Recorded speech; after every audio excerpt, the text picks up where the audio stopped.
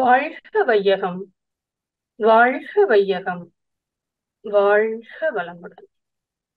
குருப்புகள் வாழ்க, குருவே துணை. மகர்ஷி அவர்களின் இந்த கருத்துக்களை ஒட்டிய உரையை நிகழ்த்துவதற்காக நம்முடைய பெரும் மதிப்பிற்கும் மரியாதைக்கும் உரிய பேராசிரியர் காமராஜ் ஐயா அவர்கள் இன்று நம்முடைய ஆழியார் ஜூம் இணைப்பில் இணைந்துள்ளார்கள். தவ தத்துவங்கள் பாகம் 13 என்கின்ற தலைப்பிலே உரை நிகழ்த்துவதற்காக நம்முடைய ஆழியார் ஜூம் இணைப்பிலே இணைந்திருக்கிறார்கள். ஐயா அவர்களின் உரைக்கு முன்பாக ஐயா அவர்களின் பற்றிய சிறிய அறிமுகம். பெருமதிப்பிற்கும் மரியாதைக்கும் உரிய பேராசிரியர் காமராஜ் ஐயா அவர்கள் கடந்த 20 ஆண்டுகளுக்கும் மேலாக தங்களை உலக சமுதாய சேவா சங்கத்தில் இணைத்துக் கொண்டு மனவளக்கலை தொண்டினை சிறப்பாக ஆற்றி வருகிறார்கள். சாத்தூர் மனவளக்கலை அறக்கட்டளையை சார்ந்தவர்கள். விஷன் கல்வியில் MSc யோகா முடித்துள்ளார்கள். மேலும் ஐயா அவர்கள் சாத்தூர் லயன்ஸ் கிளப்பின் முன்னாள் சாத்தூர் மண்டல சேர்மனாக இருந்து தொண்டாற்றியுள்ளார்கள். ஐயா அவர்கள் சாத்தூரிலேயே தமது சொந்த இடத்திலேயே திருக்கோயில் கட்டி அங்கு நமது வேதாத்திரிய பயிற்சிகளை மக்களுக்கு வழங்குவதில் முழுவதற் காரணமாக உள்ளார்கள்.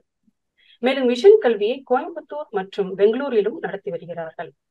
ஐயா அவர்கள் மலேசியா, சிங்கப்பூர், கோலாலம்பூர், விலுவாங் ஆகிய நாடுகளில் இணையவழி தொடர் நிகழ்வாக 18 சித்தர்களின் வரலாற்றோடு வேதாத்திரிய கருத்துக்களையும் இணைந்து ஓராண்டுக்கும் மேலாக வேதாத்திரியத்தை உலகெங்கிலும் மக்களுக்கு கொண்டு சேர்ப்பதில் பெரும் பங்கு வகித்துள்ளார்கள். மேலும் ஆஸ்திரேலியா, UK போன்ற நாடுகளிலும் ஜூம் நிகழ்ச்சிகள் மூலமாக வேதாத்திரிய கருத்துக்களை மக்களுக்கு வழங்கி வருகிறார்கள். இத்தகைய சிறப்புகள் வாய்ந்த ஐயா அவர்களை அனைத்து அன்பர்களின் சார்பில் வணங்கி வரவேற்று வாழ்க வளமுடன் என வாழ்த்தி தவ நுணுக்கங்கள் பாகம் 13 என்கின்ற தலைப்பிலே உரை நிகழ்த்தி நல்ல பல விளக்கங்களை வழங்குமாறு அன்போடு வேண்டி வரவேற்கின்றோம். வாழ்க வளமுடன் ஐயா. வாழ்க வையகம், வாழ்க வையகம், வாழ்க வளமுடன். குரு வாழ்க, குருவே துணை. குருவினுடைய அடி போற்றி. ஆழியார் தகவல் தொழில்நுட்ப பிரிவுக்கு என்னின் முதல் வணக்கம். வாழ்க இத்தகவல் தொழில்நுட்ப பிரிவு, வளர்க வளமுடன். உலக சமுதாய சேவா சங்க தலைவர் அருள்நிதி பத்மஸ்ரீ SKM மயிலானந்தம் ஐயா அவர்களுக்கும், ஆழியார் தகவல் தொழில்நுட்ப பிரிவு இயக்குனர் மூத்த பேராசிரியர் கிருஷ் முரளி ஈஸ்வர் ஐயா அவர்களுக்கும், இன்றைய நிகழ்ச்சி ஒருங்கிணைப்பாளரான புரொஃபசர் நளினி அம்மா அவர்களுக்கும், விண்ணலை வழியாக இணைந்து உள்ள எல்லா மெய்யன்பர்களுக்கும் வணக்கங்கள் பல கூறி, இன்றைய சிந்தனையான தவ நுணுக்கங்கள் 13 பகுதியை சித்தர்கள் மகான்களை வணங்கி தொடங்க இருக்கின்றேன். எப்பொழுதுமே தவம் செய்யும் போது நம்ம சொல்லுவோம், மகரிஷியினுடைய அந்த அடிப்படை கருத்து வைர வரிகள்னு சொல்லுவோம் இல்லையா? வைர வரிகள் என்று நான் சொல்லுவதற்கு காரணம், அது எல்லாரும் மனதில் வச்சுக்கிட்டு அதன்படி நடக்கணுங்கிறதுக்கு தான். அப்போதான் அந்த தவம் மட்டும் இல்லை, அவர் கொடுத்த அத்தனை கருத்துக்களும் அந்த வரிகளை நம்ம நன்றாக புரிந்து கொண்டு செய்தோமானால் அதன் பலனை நல்லா அடையலாம். அந்த வகையில் பார்த்தோம்னா, மகரிஷி அவர்கள் கொடுக்கின்ற அந்த வரிகளை பார்க்கணும். ஒவ்வொரு தவ நுணுக்கங்களையும் நான் அதை சொல்லிட்டு இருக்கேன்.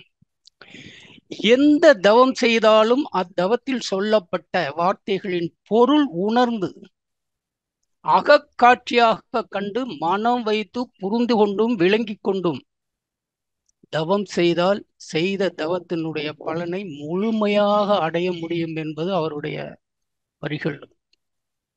இன்னொன்னு சொல்லுவார் பாருங்க, மனித மனம் தனது முறையான தவ பயிற்சியின் மூலம் சுழல் விரைவு வேகத்தை குறைத்து கொண்டு விழிப்போடு நின்றால்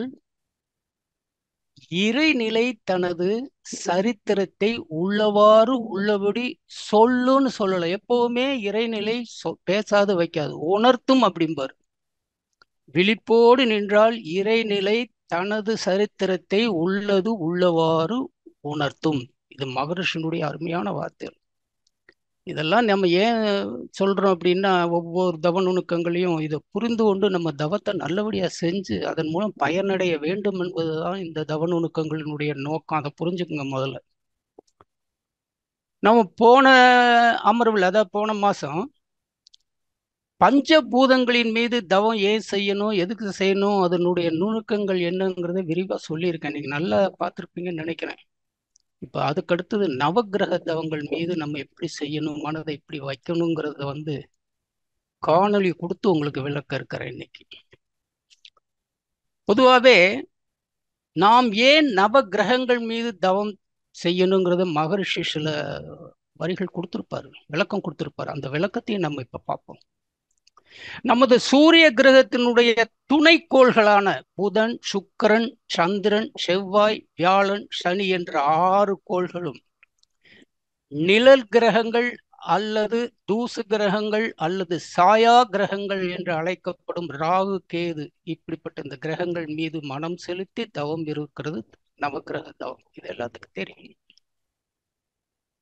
இப்ப இந்த கோள்கள்ல ஒவ்வொரு முறையும் நம்ம தவம் இருக்கோம்னா அதனால என்ன நமக்கு பிரயோஜனம், எப்படி இருக்கணுங்கிறதையும் மகரிஷி அழகா சொல்லியிருக்காரு. ஏன் இதை நம்ம செய்யணும் சார், மன செலுத்தி இதை செய்யணும் அப்படின்னா, ஒவ்வொரு கோள்களுக்குள்ளும் இருந்து பல ரசாயன மாற்றங்களுக்கு தக்கவாறு அந்த கோள்கள் தன்மாற்றம் அடைந்து அது வீசுகின்ற காந்தலை கதிர்களிலும் அந்த ரசாயன தன்மாற்றத்தை வெளியிட்டு கொண்டே இருக்கும். அந்த ரசாயன கதிர்கள், மாற்றமடைந்த ரசாயன கதிர்கள் எந்த பொருள் மீதோ அல்லது எந்த உயிர்களின் மீது படுகிறதோ அது அந்த பொருளுக்கு அல்லது அந்த உயிருக்கு நன்மைகளையோ தீமைகளையோ உண்டாக்குகின்றன. அப்படி நன்மை தீமைகளை உண்டாக்கும் பொழுது அது முன்கூட்டியே நாம் என்ன பண்ணணும், தீமை வந்தால் அதை தடுத்து கொள்ளவும், அந்த ரசாயன மாற்றத்தால் அந்த கிரகத்திலிருந்து வருகின்ற அந்த கதிர்கள் நம் மீது படும் பொழுது அதில் நன்மை இருக்கிறது என்று நாம் அறிந்தால் அதை பெருக்கிக் கொள்ளவும் தான் இந்த நவகிரக தவம். அதை முதல்ல புரிஞ்சுக்கணும். பொதுவாகவே இப்ப என்னன்னு கேட்டீங்கன்னா, இந்த ரசாயன மாற்றங்கள் எது மீது அது படுகிறதோ அந்த பொருளினுடைய தன்மைகளில் நல்லதாகவோ கெட்டதாகவோ மாற்றி அமைக்குங்கிறது எல்லாத்துக்கும் தெரியும். ரசாயன மாற்றங்களால் நமது உடல்ல எந்த வகையான மாற்றங்களை ஏற்படுத்துங்கிறது மகரிஷி அழகா சொல்லியிருக்காரு. ஒரு கிரகத்திலிருந்து வீசுகின்ற அந்த காந்தலை காற்றுகள் ரசாயன மாற்றங்களை மாறுதல் ஏற்படுத்தினால் அது என்னென்ன மாற்றங்களை ஏற்படுத்துகின்றன என்பதற்கு 6 காரணங்களை சொல்றாரு. எல்லாம் தெரிஞ்சதுதான் உங்களுக்கு. இருந்தாலும் இந்த இடத்துல இதை சொன்னாதான் அந்த கிரகத்தின் மீது அந்த கோள்களின் மீது நாம் மனம் வைத்து எப்படி இருக்கணும் அப்படிங்கிறது நம்ம மனசுக்குள்ள பதியுங்கிறதுக்கு வேண்டியதை இதை நான் சொல்றேன். முதல்ல கருவமைப்பின் படியே ரசாயன மாற்றங்கள் ஏற்படும். அது ரொம்ப விரிவா போனோம்னா அப்புறம் அதுக்குள்ளேயே போயிடணும். அடுத்தது உணவு வகை, 3வது எண்ணம், 4வது செய்கை, 5வது கோள்களினுடைய நிலை, 6வது இயற்கை நிகழ்ச்சிகளால் ஏற்படும் மோதல். இந்த ரசாயன மாற்றத்தால் நம்ம உடல்ல 6 விதமான மாற்றங்களை உண்டு பண்ணுகிறது. நம்மளுடைய உடல் களத்தில் என்னன்னா, காந்த களத்தில் ஒரு மாற்றம் ஏற்படும், மேக்னெட்டிக் ஃபீல்டு. மின்சார களத்துல ஒரு எலக்ட்ரிக்கல் ஃபீல்டுங்கிறது, அதுல சில மாற்றங்கள் ஏற்படும். எந்திர களம் என்பது அதில் சில மெக்கானிக்கல் ஃபீல்டுன்னு சொல்லுவாங்க, அதுல சில மாற்றங்கள் ஏற்படும். இப்படி ரசாயன மாற்றங்கள் அந்த கோள்களிலிருந்து வீசுகின்ற அந்த சூழ்நிலை மாற்றத்தால் நம்மளுடைய உடம்புல அந்த சில நன்மை தீமைகளை பாதிக்க செய்கிறது அப்படிங்கிறது அது உண்மை. ஒரு கவியே மகரிஷி எழுதியிருப்பார், அழகான கவி, மனசுல பதிக்கணும் கவி. கருவமைப்பு, உணவு, எண்ணம், செய்கை, ககனத்தில் கோள்களின் நிலை, சந்தர்ப்பவசத்தால் வரும் இயற்கை நிகழ்ச்சிகளின் மோதல் எல்லாம் வாழும் உயிர்களுக்கு பல ரசாயன மாற்றங்கள் தரும் தரமொக்க என்பதுன்பம் தகுந்த அளவாம். இதிலோ சக்தி மீறி பெருகி இரத்த சுழல் தடுக்க நோயாக மாறி பின்னும் அதிகரித்து விட மரணமாம். எப்படிப்பட்டது பாருங்க. 6 வகையில சொன்னேன். கருவமைப்பு, உணவு வகை, எண்ணம், செய்கை, கவனத்தில் கோள்கள் நிலை, சந்தர்ப்பவசத்தால் வரும் இயற்கை நிகழ்ச்சிகளின் முதல், அப்படியே கவியில போட்டிருக்காரு அவர். இது எல்லாம் வாழு உயிர்களுக்கு பல ரசாயன மாற்றங்கள் தரும் தரமொக்க இன்ப துன்பம். நல்லது கெட்டது தகுந்த அளவா. நல்லது செஞ்சாலும் தகுந்த அளவு தான் செய்யும், கெட்டது செஞ்சாலும் தகுந்த அளவு தான் செய்யும். அந்த கெட்டது அதிகமாகவும் கூடாது, நல்லது குறையவும் கூடாது. அதுக்குத்தான் இந்த நவக்கிரக தவம். அது என்ன சொல்றது, இந்த மாதிரி ரசாயன மாற்றங்கள் ஏற்பட்டால் இரத்த சுழற்சியில தடுக்க ஆரம்பிச்சு அது நோயாக மாறி அந்த நோயை தீர்க்க முடியாமல் விட்டு விட்டால் அதே என்ன ஆகும், மரணத்துல கொண்டு போய் விட்டுரும். எப்படிப்பட்ட கவி பாருங்க. சூரியன், சந்திரன், பூமி நேர்கோட்டில் வரும்போது ஈர்ப்பு சக்தி அதிகமாக இருக்கும். அந்த நாட்கள் தான் பௌர்ணமி, அமாவாசை ஆகும். இது மகரிஷி சொன்னதுங்க, நான் சொல்லல. மகரிஷி சொன்ன வரிகளை அப்படியே சொல்றேன். அந்த நாட்களில் பஞ்சபூத நவக்கிரகம் கண்டிப்பாக செய்து பழக வேண்டும். மேலும் வாரம் ஒரு முறை அல்லது மாதம் ஒரு முறை ஒரு தடவையாவது தவத்தை தவறாமல் செய்து வருவது மிக மிக மிக அவசியம். இது ஏன் இந்த மாதிரி பழக்கப்படுத்தணும் தவத்துல அப்படின்னு சொன்னீங்கன்னா, மகரிஷி இதை சொல்றேன் இல்லையா, வைர வரிகள் மாணிக்க வரிகள்னு சொல்லிட்டு அவர் ஒரு இடத்துல சொல்றாரு பாருங்க. அந்த இதை புரிங்க நல்லா. இப்ப சொல்ற வாக்கியத்தை மனசுல அடிமனசுல நல்லா வச்சுக்குங்க. இது எல்லாத்துக்குமே பொருந்தும். உடல் செல்கள் சீரான அமைப்பில் இருந்தால் மட்டுமே ஒரு செயலை செய்ய முடியும். புரிஞ்சுங்க. உடல் செல்கள் நாம் பழக்கப்படுத்திய வழியேதான் இயங்கும். பிறப்பு முதல் இறப்பு வரை என்னென்ன செய்து பழகினோமோ அதற்கு தக்கவாறுதான் இந்த செல்களுடைய அமைப்பு உடலில் அமைந்து இருக்கும். அப்படி இருக்கும் பொழுது அதை நன்மையான முறையில் மாற்றிக் கொள்ள வேண்டும் என்று நாம் நினைத்தாலும் உடல் ஒத்து வராது. சரியான பிராக்டிஸ் இல்லைன்னா நீங்க நினைச்ச உடனே அவர் என்ன சொல்றாங்க, அதை நன்மையான முறையில் மாற்றி அமைக்காவிட்டால் மனம் நினைத்தாலும் உடல் ஒத்து வராது. எப்படிப்பட்ட வார்த்தை பாருங்க. நான் ஏற்கனவே சொல்லியிருக்கேன், ஒரு செயலை செஞ்சு செஞ்சு செஞ்சு செஞ்சுன்னா அந்த செல்கள், உடல் செல்கள் அது பழக்கத்துக்கு வந்துடும். அந்த செல்கள் நீங்க சொல்றபடி கேட்கும். சில நேரங்கள் எக்குத்தப்ப அந்த செல்கள் ஏதாவது ஒரு நிகழ்வில் மாற்றி அமைக்கக்கூடிய ஒரு சூழ்நிலை அந்த உடலுக்கு வந்தால் அது தானாகவே சரி செய்து விடும். அதுதான் சில செல்களை பயிற்சிப்படுத்தணுங்கிறார் மகரிஷி.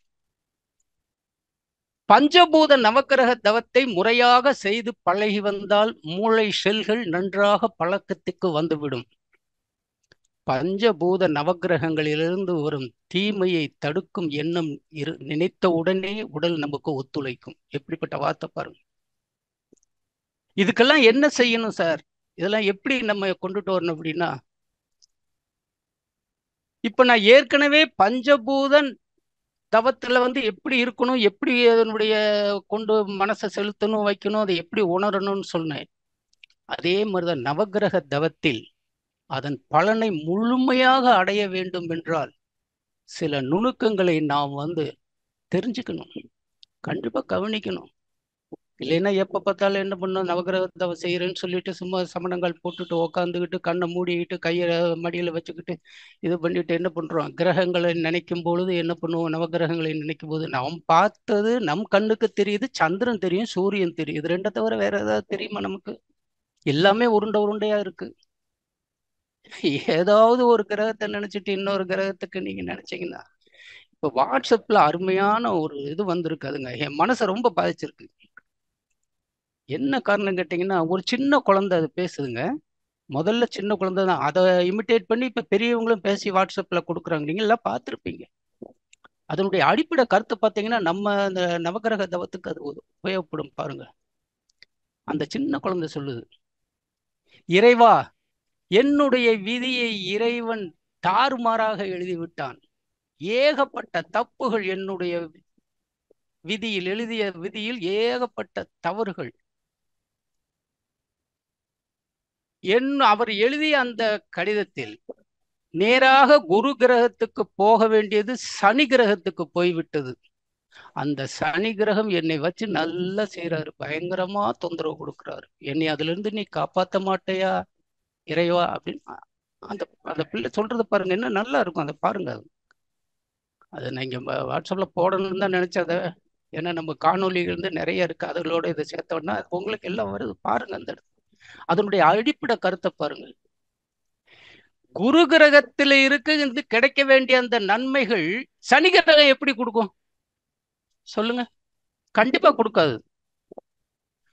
பலசர கடைக்கு போனா உணவுக்கு உண்டான ஜாமான்களை தான் வாங்க முடியும்.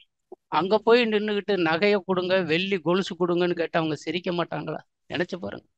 அப்ப என்ன செய்யணும்? எந்த கிரகம் எங்க இருக்கோ அந்த கிரகத்தை நாம் அந்த இடத்துல அதை பாயிண்ட் அவுட் பண்ணி அது எங்க இருக்கிறதுன்னு தெரிஞ்சுக்கிட்டு அது மேல நின்னாதான் அதனுடைய பலனை நாம் அடைய முடியும். அதான் மகரிஷியினுடைய சரியாக விளங்கி கொண்டும் புரிந்து கொண்டும் மனதை வைத்து செலுத்தி விரிவாக விளக்கி அறிந்து கொண்டு தவம் செய்தால் அதனுடைய பலனை முழுமையாக அடைவீர்.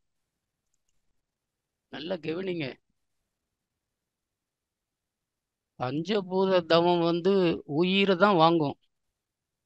அது வாங்கிடுச்சுன்னா போயிடும். அதுல இருந்து தப்பிச்சுக்கிறோன்னு வைங்கள. ஆனா நவகிரக தவங்கள் அப்படி கிடையாது. மனித வாழ்க்கையோடு தொடர்புடைய உயிரை வாங்காது. ஆனா நீங்க வாழ்க்கையில என்னென்ன கஷ்டப்படணுமோ அத்தனை கஷ்டங்களையும் அந்த கிரகங்கள் அதனுடைய கதிர்கள்ல இருந்து உங்களுக்கு வந்துகிட்டே இருக்கும். உங்கள் கருமைய அமைப்பில் என்னென்ன இருக்கிறது அது பூரா அதுதான் கொண்டு வந்து கொடுக்குது உங்களுக்கு. ஒருத்தன் அப்படியே தொழிலும் சரியில்லை, குடும்பத்திலும் பிரச்சனை, எங்க பார்த்தாலும் நிம்மதியே இல்லை, தூக்கமும் இல்லை அப்படின்னு சொல்லிட்டு எங்க போறோம்? நேரா போறோம். எல்லா கோயிலுக்கும் போய் அப்பொழுதும் எனக்கு சரியாகவில்லைன்னு ஜோசியரை போய் பார்க்குறாங்க. ஜோசியர் என்ன சொல்லுவார்? அப்பா, உன்னுடைய கிரக நிலைகள் அனைத்தும் மோசமாக இருக்கிறது. இதையெல்லாம் தீர்க்கணும்னா சனிக்கிழமை சிவன் கோயிலில் இருக்கின்ற நவ கிரகங்களை சுற்றி வா அப்படின்பாரு. அதான் ஃபைனல் லாஸ்ட் ரிசல்ட் அப்படிம்பாங்கல்ல. அப்ப அந்த கிரகங்கள் தான் இவனை கவனிக்கணும். ஏன்னா அந்த கிரகங்கள் தான் இவனுக்கு நன்மை தீமைகளை செய்து கொண்டு இருக்கின்றது. நன்மைகளை விட்டு தீமைகளையே செய்து கொண்டு இருந்தால் எப்படி இருக்கும்? அதுக்கு பாருங்க, அவனுக்கு வாழ்க்கை எப்படி இருக்கும்? அப்படிப்பட்ட அந்த நிகழ்வை அது தருகின்ற அந்த கிரகங்கள் நிலைகளிலிருந்து தருகின்ற அந்த துன்ப நிகழ்வுகளை நாம் தடுக்கணும்னா இந்த கிரகங்கள் மீது நாம் மனம் வைத்து தவம் இருக்கணும். என்ன சார், கிரகங்கள் மீது தவம் வச்சா ரொம்ப கிடைக்குமா சார் அப்படின்னா கிடைக்கும். நான் ஏற்கனவே சொல்லியிருக்கேன். எல்லா மந்திரங்களையும் பாருங்க, எவ்வளவு பெரிய மந்திரம் அது. காயத்ரி மந்திரம் தான் உலகிலேயே முதல் தோன்றிய மந்திரங்க. அதுக்கு முன்னே 10,000 20,000 ஆண்டுகளுக்கு முன்னாடியே மந்திரங்கள் வந்துருச்சு. எந்த மந்திரம் எடுத்துட்டாலும் முதல்ல எந்த கடவுளையோ எந்த கிரகத்தையோ நோக்கி நீ வேண்டுகிறாயோ அந்த கிரகம் அல்லது அந்த கடவுளனுடைய விலாசத்தை தான் முதல்ல நீ கொடுக்குற. முருகனை நினைச்சா கையில வேல், பன்னிரு தோள்கள், கடம்ப மாலை அணிந்தவன் அப்படி கொண்டுட்டு வந்துட்டு தான் அடுத்தது போகணும். அப்படி அடுத்தது அந்த அந்த கிரகமோ அந்த தெய்வமோ அதனுடைய விலாசத்தை கொடுத்துட்டு அதோட நான் எப்படி தொடர்பு கொண்டு இருக்கிறேன், எவ்வளவு நாட்களாக உன்னை நினைத்து நான் அடிமனத்தில் போட்டு கொண்டு இருக்கின்றேன் என்று அப்படியே ஒன்றி கலந்த பின்னாடி அது உன் முன்னில அது இன்னும் ஒரு நல்ல வழக்கு மொழியில சொல்லணும்னா ஐஸ் வைக்கிறது. ஒருத்தனுக்கு ஐஸ் வச்சா காரியம் சீக்கிரம் ஆயிரும்ல. நீங்க நல்லவங்க, எப்படிப்பட்டவங்க, அப்படி இப்படி என்னடா இவனு சொல்றா போடா அப்படின்னு சொல்றோம்ல, எடுத்துட்டு போடா அப்படின்னு. அந்த மாதிரிதான் தெய்வத்திட்ட ஐஸ் வச்சிருக்கு. கடைசியில என்ன வேணும், தனக்கு என்ன காரியம் வேணுமோ அதை செய்யணும். அந்த அமைப்புல தான் எல்லா மந்திரங்களும் அமைஞ்சிருக்கு. அதே அமைப்புல தான் மகரிஷியும் நமக்கு பஞ்சபூத தவத்தையும் அந்த அமைப்புல தான் கொடுத்துருக்காரு. நவகிரக தவங்களையும் அந்த அமைப்புல தான் கொடுத்துருக்காரு. என்ன சார் எப்படி சார்? முதல்ல நீங்க இப்ப நவகிரகத்தை எடுத்துக்கங்க. என்ன சொல்றோம்? முதல்ல எடுத்தோன்னா சூரியனை பார்க்குறோம். சூரியனை அட்ரஸ் பண்றாரு, விவரம் தெரிவிக்கிறாரு. பெரிய நெருப்பு கோலம் தன்னைத்தானேயே சுற்றிக்கொள்ள 25 நாள் ஆகுது. இது வெளிகின்ற அந்த காந்தலை கதிர்களுடைய நிறம் ஆரஞ்சு நிறமானது இல்லையா? அதுக்கடுத்தது இது அட்ரஸ் கொடுது. இதான் சூரிய கிரகங்கிறதுக்கு அது அட்ரஸ், அது ஒரு விலாசம் கொடுத்தாச்சு. அடுத்தது என்ன செய்யறோம்? இது ஆரஞ்சு நிறமான கதிர்களை வீசி கொண்டுள்ளது. இந்த ஆரஞ்சு நிறமான கதிர்களை நான் என் உடலாலும் உயிராலும் ஒன்றுபடுத்திக் கொள்கின்றேன். அப்ப ஐஸ், அது மேல ஐஸ் வைக்கிறோம், பெருமைப்படுத்துறோம், சந்தோஷப்படுத்துறோம் அந்த சூரியனை. உன்னுடைய கதிர்கள் எடுத்து என் உடலாலும் உயிராலும் அப்படியே ஒன்றுபடுத்திக்கிட்டேயா அப்படின்னா நான் நீயாகிவிட்டேன். நீ நானாகி விட்டா இப்படித்தானே. அப்படி பேர்த்தோன்னே அது ரொம்ப சந்தோஷப்படும்ல. அப்புறம் நம்ம உள்ளே வந்துட்டோம். அவர் கடைசியில் இருந்து இக்கதிர்கள் எனக்கு எப்பொழுதும் நன்மையே செய்யட்டும், வாழ்க்கையில் எல்லா வளங்களையும் அளிக்கட்டும். அதான் வேணும். நீங்க எல்லாம் பாருங்க, நவகிரக தவத்திலையும் பாருங்க, பஞ்சபூத தவத்திலையும் பாருங்க. முதல்ல அட்ரஸிங், அப்புறம் ஐஸ் வைக்கிறது, அப்புறம் வந்து ரெக்வஸ்ட் பண்ணி கேட்டுக்கிறது உனக்கு என்ன வேணும் அப்படின்னு. ஏன் நம்ம தவத்துல முடிஞ்சவொடனே என்ன பண்றோம்? எங்க இருந்து போறோம்? மூலாதாரத்துல இருந்து மேல வரையும் சுத்த வெளியில போறோம். எப்படி சக்தியை வாங்குறோம்?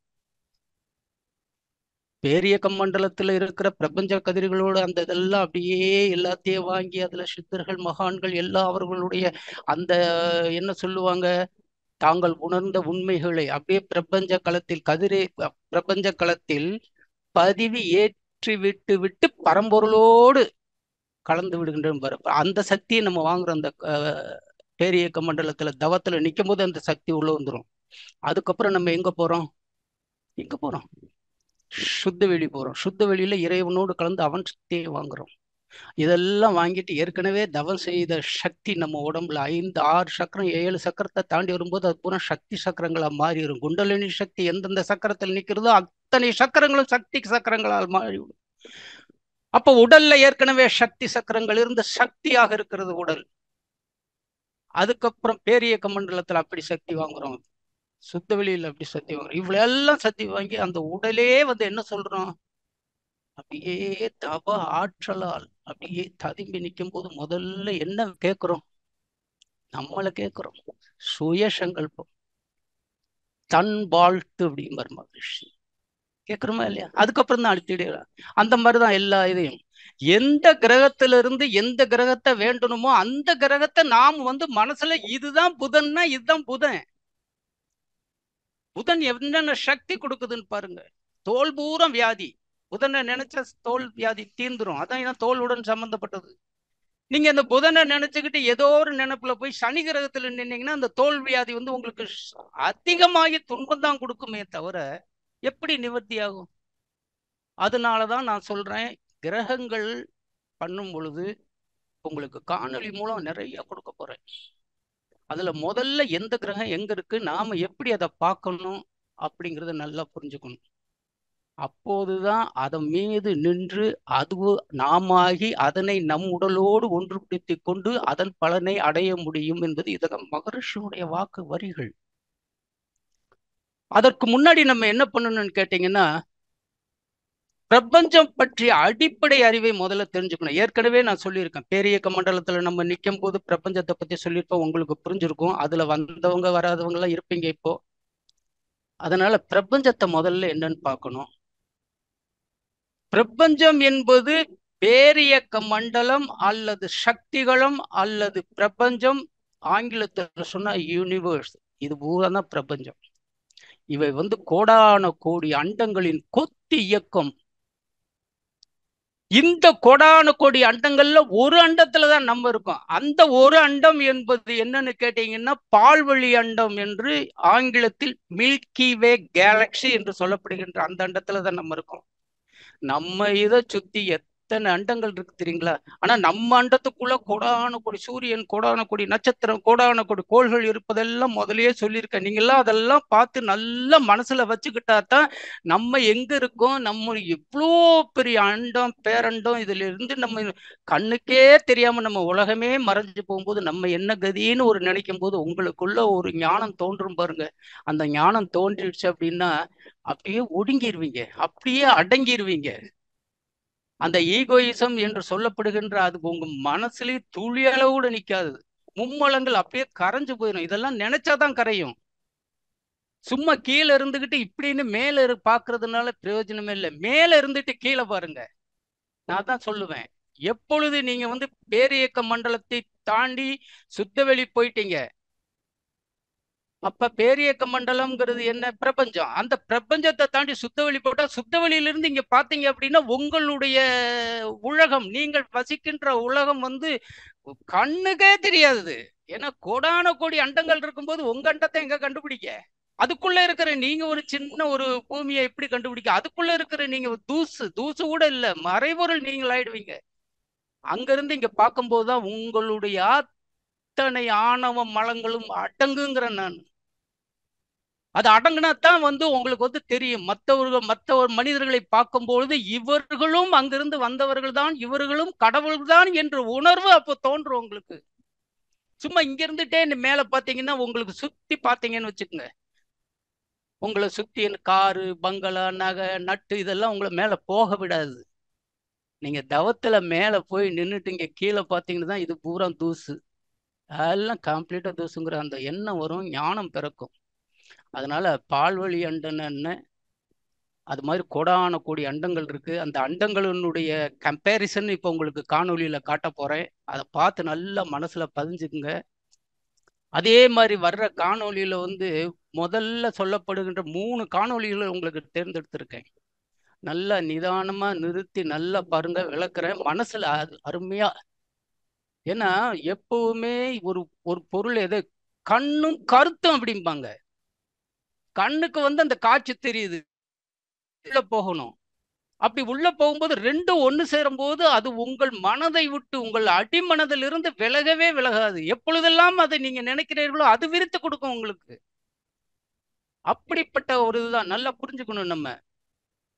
நம்ம பால்வெளி அண்டம் என்று சொல்லப்படுகின்ற இந்த அண்டத்தில் நம்மளுடைய சூரிய குடும்பம் ஏதோ ஒரு மூலையில், அந்த பால்வழி அண்டத்தின் மைய புள்ளியிலிருந்து ஏறத்தாழ 27,000 லைட் இயர்ஸ் நினைச்சு பாருங்க. அப்ப அந்த லைட் 27,000 கோடி லைட் இயர்ஸ் அப்படிங்கும் போது இது எவ்வளவு தூரம் இருக்கு.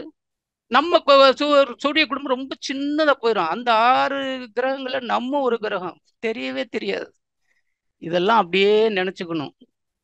இப்போ நான் உங்களுக்கு சொல்ல போறது என்னன்னு கேட்டீங்கன்னா, நம்ம எங்க இருக்கோம், நம்மளை சுத்தி என்ன நடக்குது. ஏன்னா எல்லா அண்டங்களையும் நம்மளால கற்பனை பண்ணி பார்க்கலாம். எந்த விஞ்ஞான கருவியாலும் அது மொத்தமா காட்சிப்படுத்த முடியாது. அது விஞ்ஞான கருவியும் விளக்காது அதை பத்தி. ஆனா அதே நேரத்துல நம்மளுடைய மன ஆற்றல் பிரபஞ்ச ஆற்றலோடு தொடர்புடையது. அப்படி தொடர்புடையும் போது இந்த மன ஆற்றலானது பிரபஞ்சத்தில் என்ன நடக்கிறது என்று நீங்கள் அந்த மனநிலையை ஒருமைப்படுத்தி நின்று அதனோடு ஒன்றி கலந்து போகும்போது இந்த ரகசியம் பூரா உங்களுக்கு புரியும். முதல்ல மொத்தமா நம்ம இருக்கிறது பால்வழி அண்டம். அந்த பால்வெளி அண்டத்தையும் நான் இப்ப போன தடவை காட்டியிருக்கேன். இந்த தடவைக்கு உங்களுக்கு காணொலியில ஒரு நினைவுபடுத்த போறேன். அதுக்கு முன்னாடி the solar system moving or டான்சிங்னு சொல்லலாம். மகரிஷி சொல்லுவார் இல்லையா, நன்மை தரும் நவக்கோள்கள் அகத்தே காணுகின்றேன் நடமாடும் காட்சியால், நடனமாடும் காட்சியால் பாரு. அந்த சோலார் சிஸ்டம் எப்படி டான்ஸ் ஆகுதுன்னு பாருங்க, ஒரு தடவை பாருங்க. அதையே நிறுத்தி ஒன்னொன்னா நான் சொல்லிட்டு வரேன், கவனமா கேளுங்க. இது நீங்க கேட்டாலும் தவம் பண்ற நிலைக்கு தான் வரும். அமைதியா கண்ணும் கருத்துமா பாருங்க. இத அப்படி பார்த்தா தான் நம்ம எப்படி அடுத்த மூவ்மெண்ட் ஆகும் அப்படிங்கிறது நம்மளுக்கு தெரியணும். இப்போ நான் சொல்லும் போது நீங்க அப்படி வந்தா தான் இதெல்லாம் மனசுல வாங்கி பார்த்துக்கிட்டா தான் அதனுடைய அருமை தெரியும். ஐயா, அந்த சோலார் சிஸ்டம் மூவிங்க முதல்ல போடுங்க ஐயா. வாழ்க வளமுடன்.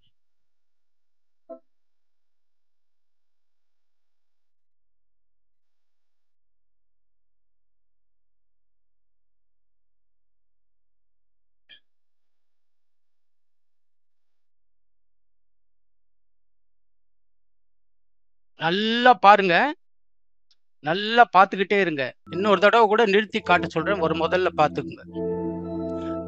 அந்த நீளமா தெரியுது பார்த்தீங்களா, அதான் பூமி. முதல்ல சூரியனை பாருங்க நல்லா. இந்த சூரியனை பத்தி நான் இன்னொரு தடவை உங்களுக்கு ஒவ்வொரு காணொலியா காட்டி வளர்க்குறேன்.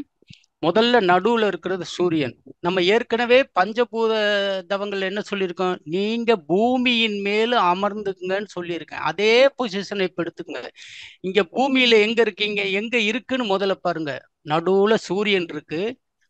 முதல் ரவுண்டுல புதன் இருக்காரு, 2வது ரவுண்டுல சுக்கிரன் இருக்காரு, 3வது ரவுண்டுல தான் நாம் இருக்கோம். அந்த பூமி நல்லா தெரியும் பாருங்க, லேஸ் அந்த சுத்த விடுவார் பாருங்க. பாருங்க தெரியுதா, பூமி தெரியுதா, கொஞ்சம் பச்சையா நீல கலர்ல, அதான் பூமி. அந்த பூமியில நேரா உட்கார்ந்து இருக்கோம். உட்காந்து சூரியனை பார்த்த மாதிரி ஞாபகம் வச்சுக்கோங்க. நீங்க தான் அதுல அமர்ந்து இருக்கிறீங்க. இதுல உட்காந்து சூரியனை இந்த இந்த சூரியன் வந்து கண்ணுக்கு வந்து அப்படியே நல்லா இதமா தெரியுற சூரியன். முதல்ல போன அமர்வுல சொன்ன அந்த நிலையை எடுத்துக்கங்க. பூமியின் மேல நீங்க வந்து நல்ல சமணங்கால் போட்டு சுக ஆசனத்தில் தவ நிலையில உட்காந்து சூரியனை நல்லா பாக்குறீங்க. இப்ப பாருங்க, 3வது சுத்துல தான் பூமி இருக்கு. அந்த பூமியை நேரா இந்த சூரியனுக்கு நேரா இப்படி கொண்டு வந்தீங்கன்னா இருட்டாயிடும்.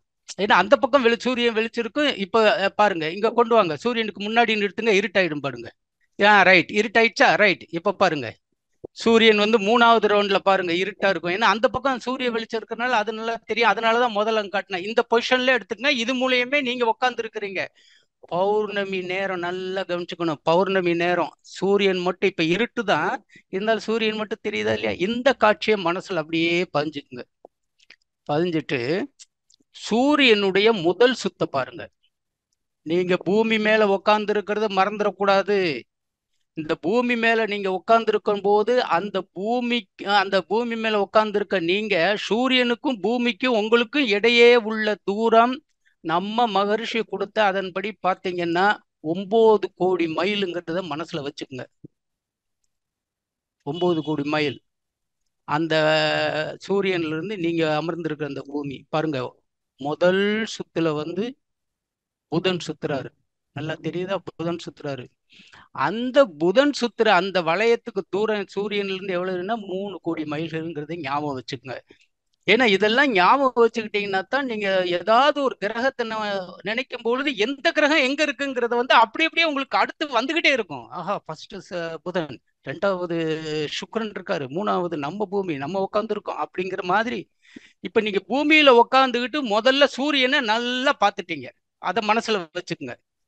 அது எப்படி, என்ன, ஏது, என்ன செய்யுதுங்கிறதெல்லாம் அப்புறம் பார்த்துக்கலாம். இது வந்து நம்ம வந்து இந்த காணொளி மூலமாக உங்கள் மனதில், உங்கள் அடிமனதில் எந்தெந்த கிரகம் எந்த நிலையில் இருக்குங்கிறத மட்டும் நீங்க புரிஞ்சுக்கணும். அப்ப சூரியனை பார்த்துட்டீங்க. அதுல முதல் சுத்து அந்த சூரியன்ல இருந்து 3 கோடி மைல்ல ஒரு ரவுண்டு வருது பாருங்க, நீள் வட்டம். அதுதான் முதல் ரவுண்டு. மனசுல வச்சுக்கோங்க. அங்க இருக்கிறது தான் புதன் கிரகம். அந்த புதன் கிரகம் அந்த சூரியனை ஒரு சுத்து முடிக்கிறதுக்கு 88 நாட்கள் எடுத்துக்கிறது இல்லையா? நான் அந்த நவக்கிரக தவத்துல இதெல்லாம் மனசுல வச்சுக்கிட்டீங்கன்னா நீ நவக்கிரக தவம் பண்ணும்போது ஈஸியா வரும். சொல்லி கொடுக்கவும் உங்களுக்கு ஈஸியா இருக்கும். அந்த சூரியனை சுற்றி இருக்கிற முதல் ரவுண்டில் இருக்கிற அந்த புதன் சூரியன்ல இருந்து 3 கோடி மைல் தூரத்தில் இருக்காரு.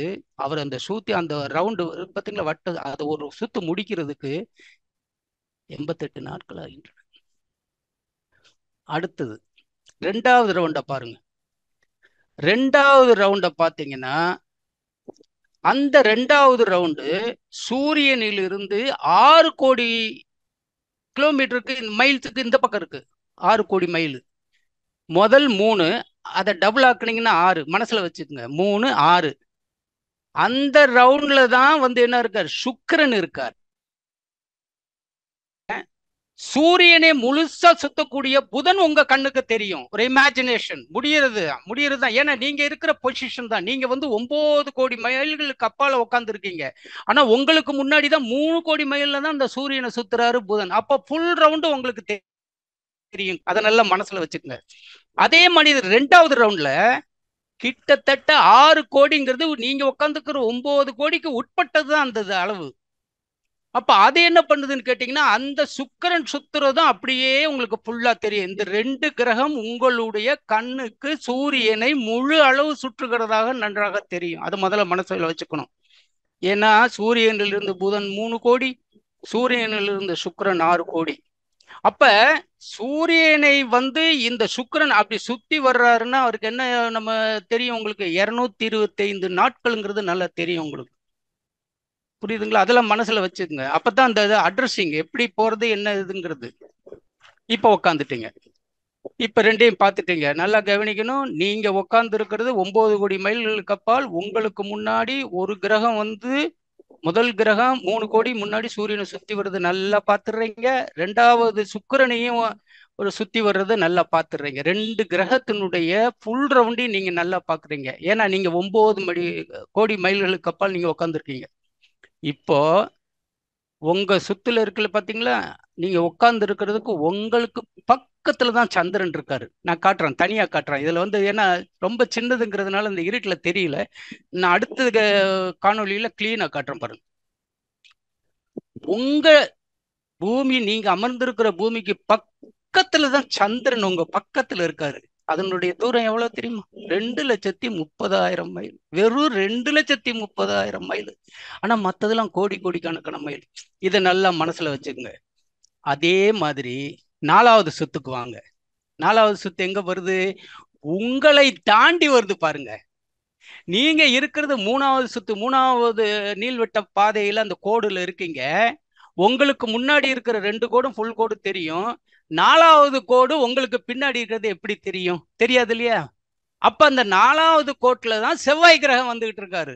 அவர் என்ன பண்றாருன்னு கேட்டீங்கன்னா, சூரியனில் இருந்து கிட்டத்தட்ட 14 கோடி மைல்களுக்கு அப்பால் வலம் வந்து கொண்டு இருக்கிறார்.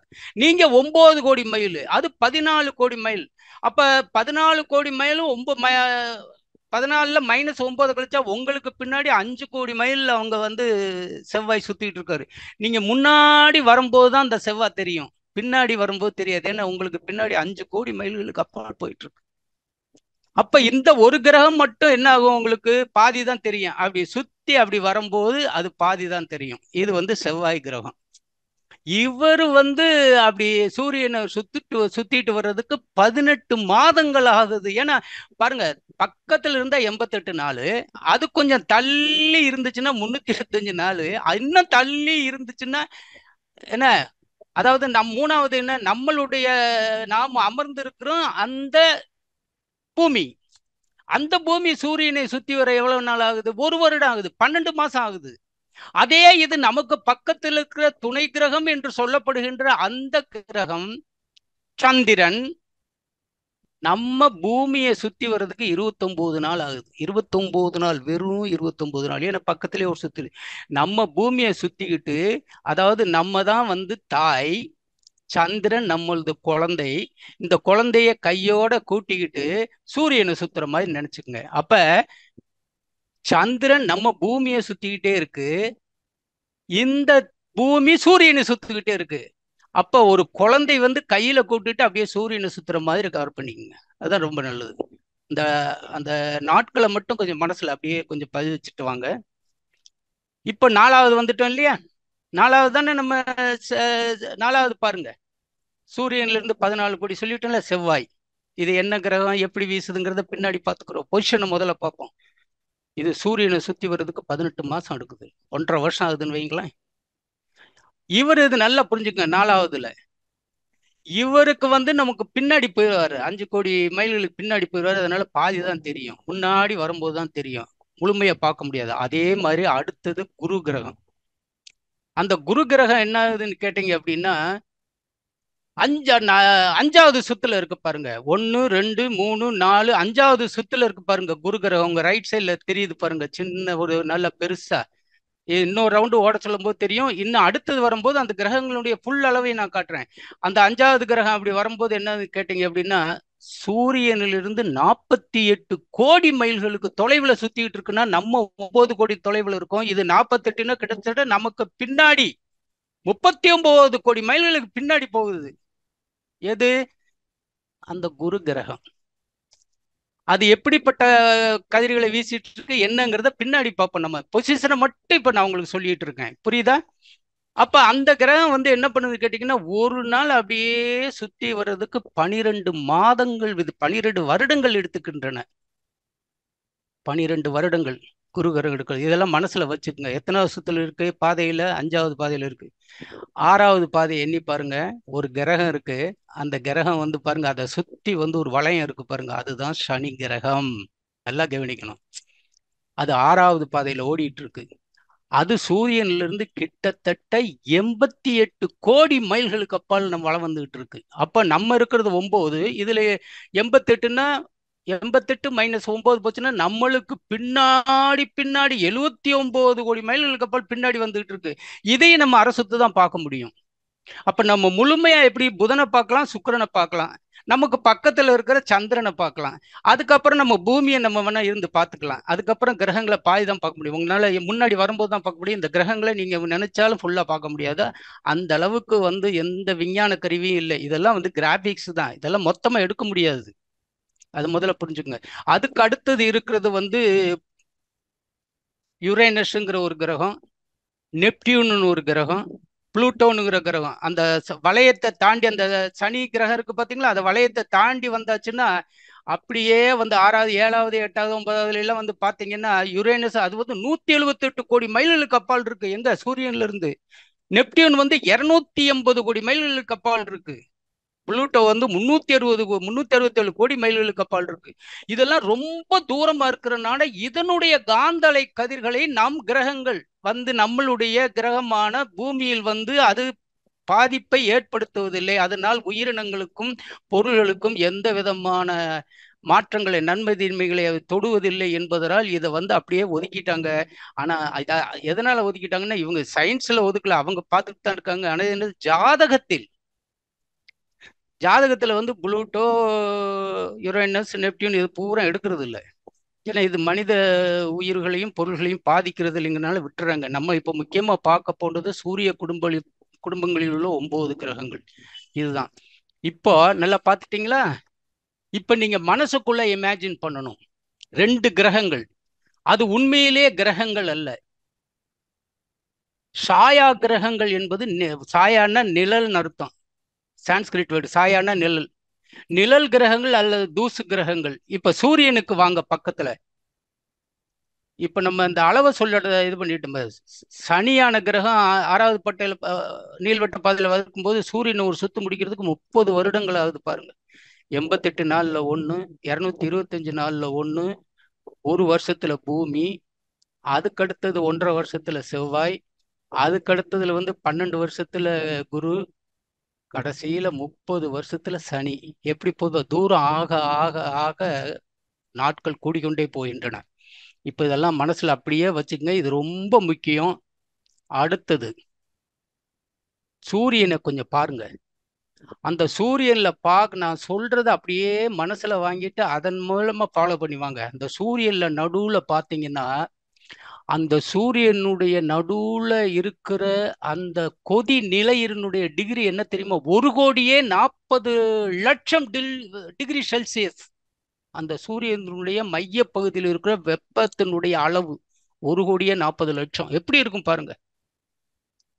ஒரு தங்கத்தை வந்து நீங்க கழுத்துல போட்டிருக்க செயினை வந்து அப்படி போட்டு விட்டீங்கன்னா 1000 டிகிரிக்குள்ளதான் அது உரி எடுத்துடும். இது 1,40,00,000 பக்கத்துல போக முடியுமா? எப்படி இருக்கு பாருங்க. அதனுடைய விளிம்புல மட்டும் அதனுடைய கொதி அளவு எவ்வளவு தெரியுங்களா? 6,000 டிகிரி செல்சியஸ். இப்படிப்பட்ட இந்த சூரியனு நடுவுல வந்து கொதிச்சுக்கிட்டே இருக்கிறதுனால அந்த மகரிஷி சொல்ற அந்த வரியை நான் சொல்றேன் பாருங்க. நவகிரக தவத்துல அந்த சூரியனுடைய நடு மையத்துல வந்து அப்படியே கொதிச்சுக்கிட்டு இருக்கிறதுனால அந்த அணுக்கள் வந்து கொதிச்சு கொதிச்சு கொதிச்சு செத்து போயிடும்ல, தேஞ்சு விடும் என்பார்கள். அப்ப அது செத்து போச்சு. அந்த அணுக்கள் வந்து உயிரற்றவைகள் ஆனால், சிதைந்து விட்டால், தீஞ்சு விட்டால் கருமை நிறத்துக்கு வந்துடும். கருமை நிறம்ங்கிறது என்ன? அப்படியே தீஞ்சு அப்படியே ஒண்ணு இல்லாம போயிடும். அப்ப ஒண்ணு இல்லாம போச்சுன்னா அங்க கருமை நிறம் வந்துடும், இருட்டு வந்துடும். அங்க கருமை நிறம் வந்துருச்சுன்னா எதை குறிக்கிறது? அது சுத்த வெளியை குறிக்கிறது. அப்ப அங்க நடுவுல இருக்கிற அந்த அணுக்கள் எல்லாம் அப்படியே தீஞ்சு தீஞ்சு தீஞ்சு தீந்து அந்த இடத்துல கருப்பாகி கரும்புள்ளியாகி மகரிஷி ஒரு வார்த்தையை உபயோகிப்பாருங்க, பிரம்மமாகி நிற்கின்ற நிலை அப்படிம்பார். பிரம்மம் என்ன? சுத்த வெளிதானே பிரம்மம். பிரம்மம் என்பது வடசொல் தெய்வம். பிரம்மமாகி நிற்கின்ற நிலைம்பாரு. யார் நிறைய பேர் கருந்துளைங்கிறாங்க. கருந்துளை இல்லை, அவர் சொல் கரும் புள்ளி ஆகி விட்டுரும். அந்த புள்ளியிலிருந்து அங்கிருந்து அணுக்கள் வந்து செத்து போய் தீஞ்சு அந்த அணுக்கள் மகரிஷி இதை கூட சொல்லுவார், அருமையான வார்த்தை போடுவார், செயல்களற்ற அணுக்கள் அப்படிம்பாரு. செயல்களற்ற என்ன? இறந்து போச்சுன்னு அர்த்தம். அப்படி இறந்து போச்சுன்னா கருமை நிறமா மாறிடும். அந்த கருமை நிறமா மாறி அது என்ன பண்ணும்? அங்க அப்படியே அந்த கருமை அது செயலற்று ஒரே இடத்துல குவிவதால் அந்த இடத்துல தங்குறதுக்கு இடம் இல்லாம அந்த சூரியனிலிருந்து 2 பகுதியிலும் அப்படியே ஒரு கோடு மாதிரி பிரிஞ்சு இந்த சூரிய குடும்பத்தையும் தாண்டி பாருங்க. இந்த 6, 7, 9 கோடுகளையும் இந்த வட்டத்திலையும் தாண்டி அப்படியே போய் பேரியக்க மண்டலம் முழுவதும் போய் சுத்தவெளி வரை போகும் பாரு மகரிஷி. நீங்க நல்லா நவக்கிரக தவத்தினுடைய அருமையை அங்க பாருங்க. சூரியனை சொல்லும்போது அதாவது ராகு கேதுகள், அத ஒரு பக்கம் ராகுன்னு ஒரு பக்கம் கேதும் பாரு மகரிஷி. இதுதான் சூரியனுடைய மையத்தில் இருக்கின்ற அணுக்கள் வெந்து வெந்து செயல்கள் அற்று பிரம்மமாகி நிற்கின்ற நிலை தீஞ்சு போச்சு. அது தனது பாதையை அமைத்தவங்க மேலும் மேலும் தங்க முடியாமல் நெருக்கிக் கொண்டே அதாவது பெருகிக் கொண்டே இருப்பதால் செயலற்ற அணுக்கள் அது அப்படியே 2 பக்கம் பாதை அமைத்து அந்த பாதை சூரிய குடும்பத்தையும் தாண்டி, இன்னும் சொல்ல போனால் நாம் வசிக்கின்ற பால்வழி அண்டத்தையும் தாண்டி, நமக்கு அருகில் இருக்கின்ற அத்தனை கோடான கோடி அண்டங்களையும் தாண்டி பேரியக்க மண்டலம் முழுவதும், பிரபஞ்சம் முழுவதும், சக்திகளம் முழுவதும் தாண்டி சுத்த வெளி வரை பறந்து விரிந்து தொட்டு கொண்டிருக்கிறது. அதை ஒரு புறம் ராகு என்றும் மறுபுறம் கேது என்று அழைக்கிறோம். இப்ப புரிஞ்சிருச்சா? இதை நல்லா மனசுல வச்சுக்குங்க. இந்த பொசிஷனை மறந்துடாதீங்க. இப்ப அடுத்த காணொளிக்கு போறோம். அதுல நான் ஏன்னா நம்மளுக்கு நிறைய நேரம் தேவைப்படுவதால் இது ஒரே அமர்வில் முடித்து கொள்ளக்கூடிய விஷயம் அல்ல. இது 2, 3 அமர்வுகள் இது பிடிக்கும். ஏன்னா அவ்வளவு தூரம் நம்ம சொல்ல போறோம்.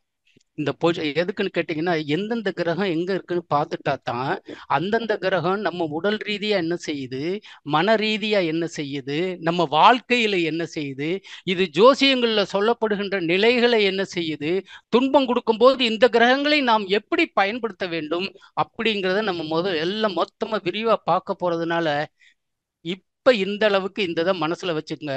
அடுத்த காணொளிக்கு போவோம். வாழ்க வளமுடன் ஐயா. அடுத்த காணொளி 2ஆம் காணொளி போடுங்க. அதாவது சவுண்ட்ஸ் ஆஃப் சோலார் சிஸ்டம்.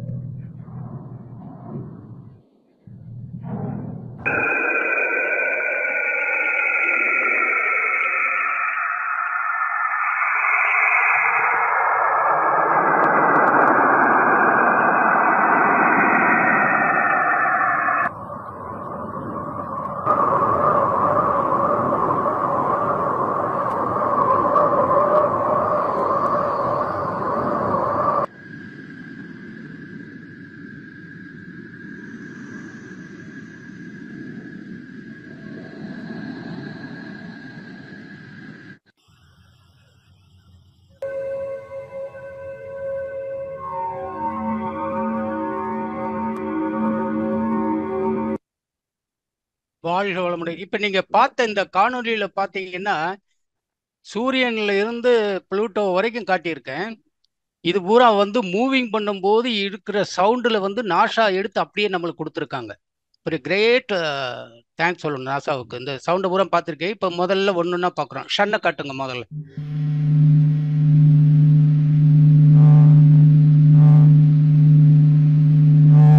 வாழ்க வளமுடன். நல்லா பாத்துங்க. ஷன் இதுதான் ஷன்னு. இதனுடைய கொதிநிலையை நல்லா மனசுல வச்சுக்குங்க. இது பாருங்க, ஆரஞ்சு நிறமான கதிர்களை வீசுது. இந்த ஆரஞ்சு நிறமான கதிர்களை தான் நம்ம உடலில் உள்ள எலும்புடன் தொடர்புடையன. நல்லா இதை மட்டும் தெரிஞ்சுக்கிறோம். இப்போ இந்த நடுவுல கொதிக்கிற அந்த கொதிநிலை நான் முதல்ல சொன்ன மாதிரி 1,40,000 40 லட்சம் 1,40,00,000 டிகிரி செல்சியஸ்னா எப்படி இருக்கும்? விளிம்புல வந்து 60,000 டிகிரி செல்சியஸ், 6,000 டிகிரி செல்சியஸ், 60,000 அல்ல 6,000 டிகிரி செல்சியஸ்.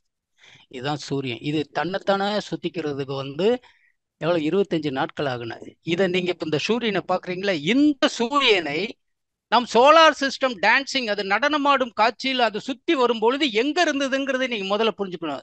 சென்டர் பாயிண்ட் அதான் முக்கியம். அந்த சென்டர் பாயிண்ட்டை மனசுல வச்சுக்கணும். அப்ப இந்த சூரியனை பத்தி நீங்க அப்படியே அட்ரஸிங் பண்ணணும். அதை அட்ரஸிங் பண்ணிட்டு என்ன சொல்றாரு அவரு? தன்னைத்தானே சுத்திக்கிறதுக்கு 25 நாட்கள், ஆரஞ்சு நிறமான கதிர்கள் மனித உடம்பில் எலும்புடன் தொடர்புடையன. அதில் ஐஸ் வைக்கிறேன். எக்கதிர்களை நாம் உடலாலும் உயிராலும் பெற்று ஒன்றுபடுத்திக் கொள்கிறோம். எக்கதிர்களை எப்பொழுதும் நமக்கு நன்மையை செய்யட்டும். அவ்வளவுதான், முடிஞ்சு. இதைத்தான் நம்ம விரிவா பார்க்க போறோம். இது ஜாதகத்துல என்ன செய்யுது, மனுஷ வாழ்வுல என்ன செய்ய போறான், இல்ல மனுஷ உடம்புல என்ன செய்ய போகுது, வாழ்க்கையில் என்ன செய்ய போகுதுன்னு விரிவா பார்க்க போறோம். நெக்ஸ்ட்.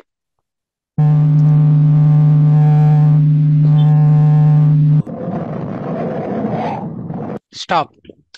மெர்க்குரி, புதன்.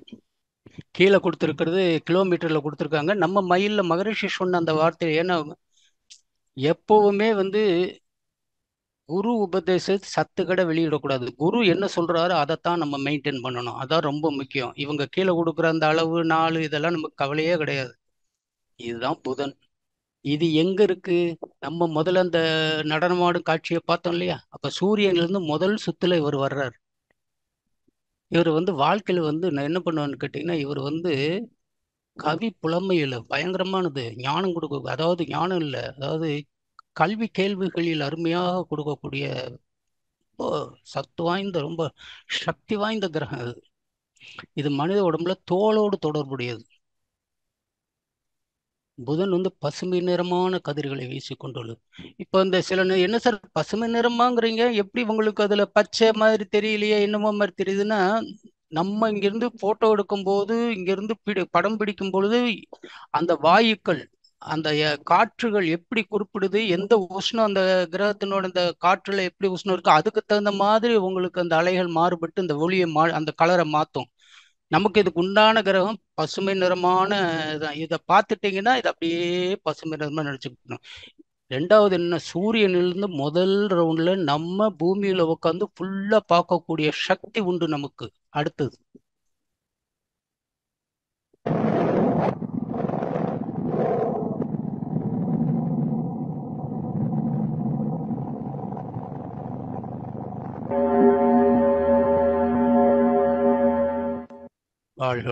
வீனஸ், சுக்கிரன். இது வெண்மை நிறமான கிரகம். அது வெண்மை நிறமான கதிர்களை வீசிட்டு இருக்கும். எப்படி இருக்கு பாருங்க இது. இது இப்ப நீங்க பார்த்த உடனே நீங்க அங்க போயிடணும். உங்க மனசுல சூரியன்ல இருந்து இது 2வது சுத்துல வந்துகிட்டு இருக்கு, ஃபுல்லா இதை பார்க்கலாங்கிறத அப்படியே உங்களுக்கு மனசுல ஒரு சைட்ல ஓடணும். அப்பதான் நீங்க பாயிண்ட் அவுட் பண்ண முடியும். ஓஹோ, சூரியன் இருந்து முதல்ல வந்து புதன் தான் சுத்துறாரு. புதனை நினைக்கணும்னா சூரியன்ல முதல் ரவுண்டு தான் உங்களுக்கு வரணும் கண்ணுக்கு.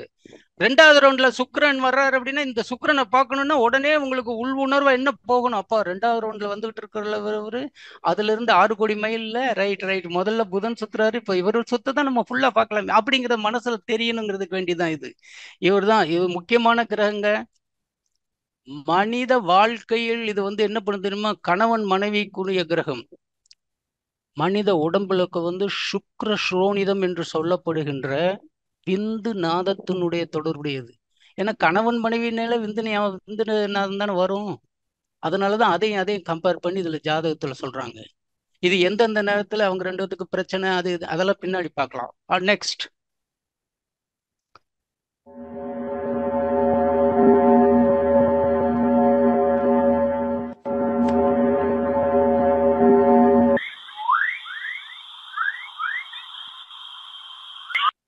வாழ்க வளமுடன். இதைத்தான் நம்ம நல்லா பார்க்கணும்.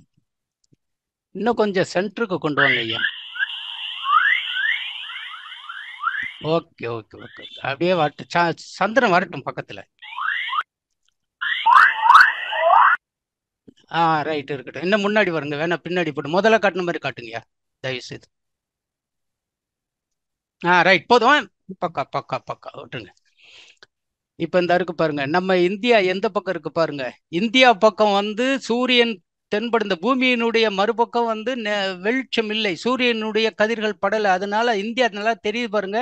அது வெள்ளை வெள்ளையா மினுமி கொண்டு இருக்கிறது. அதாவது லைட்டினுடைய வெளிச்சம் தான் அது லேசா தெரிஞ்சுக்கிட்டு இருக்கு. இந்த பக்கம் சூரியனுடைய வெளிச்சம் இருக்கிறதுனால ஃபுல்லா தெரியுது. ஏன்னா எப்படின்னா அந்த சந்திரன் படுறாரு பாருங்க, பூமியினுடைய பக்கத்துல 2,30,000 மைல் தான். அதை நல்லா கணக்கு வச்சுங்க. நீங்க எங்க உட்கார்ந்து இருக்கீங்க? பூமி மேல அந்த இடத்துல உட்கார்ந்து இருக்கீங்க. அப்படி உட்கார்ந்து இருக்கும் போது உங்க சுத்தி அப்படி வரும்போது என்ன ஆகும்? உங்க பக்கத்துல அப்படியே அந்த சந்திரனை மட்டும் நீங்க நினைக்கணும். எப்படி நினைக்கணும்னு கேட்டீங்கன்னா, அந்த சந்திரன் நீங்க எப்பவுமே பௌர்ணமி நாள் இன்னும் இது நாள் வரை சரி, இனிமேல் வந்து இந்த காணொளி இந்த இதுல நீங்க பார்த்ததுல இருந்து இனிமேல் பௌர்ணமி வந்துச்சுன்னா விடாதீங்க. தனியா மாடியில போயோ இல்லை எங்க வெற்றிடத்துல போய் அந்த பௌர்ணமி அப்படியே உள்ள வாங்கி அப்படியே உங்களுடைய ஆக்னா சக்கரத்துல வாங்கி அதை அப்படியே கொண்டு போய் மூலாதாரத்துல கொண்டு போய் உட்கார வச்சிருங்க. எப்ப சந்திரன் கிடைக்கிறாரோ அப்படியே உங்களுக்கு தெரிவார். அந்த சந்திரன் அப்படியே மனசுல நினைக்கணும். பக்கத்துல இருக்கிற நல்ல முழுமையான சந்திரனை பார்க்கணும். இந்த பூமியினுடைய நல்லா பார்த்துங்க. இது மேல உட்காந்துதான் இத்தனையும் நம்ம பார்க்கிறோம். வாழ்க வளமுடன். அடுத்து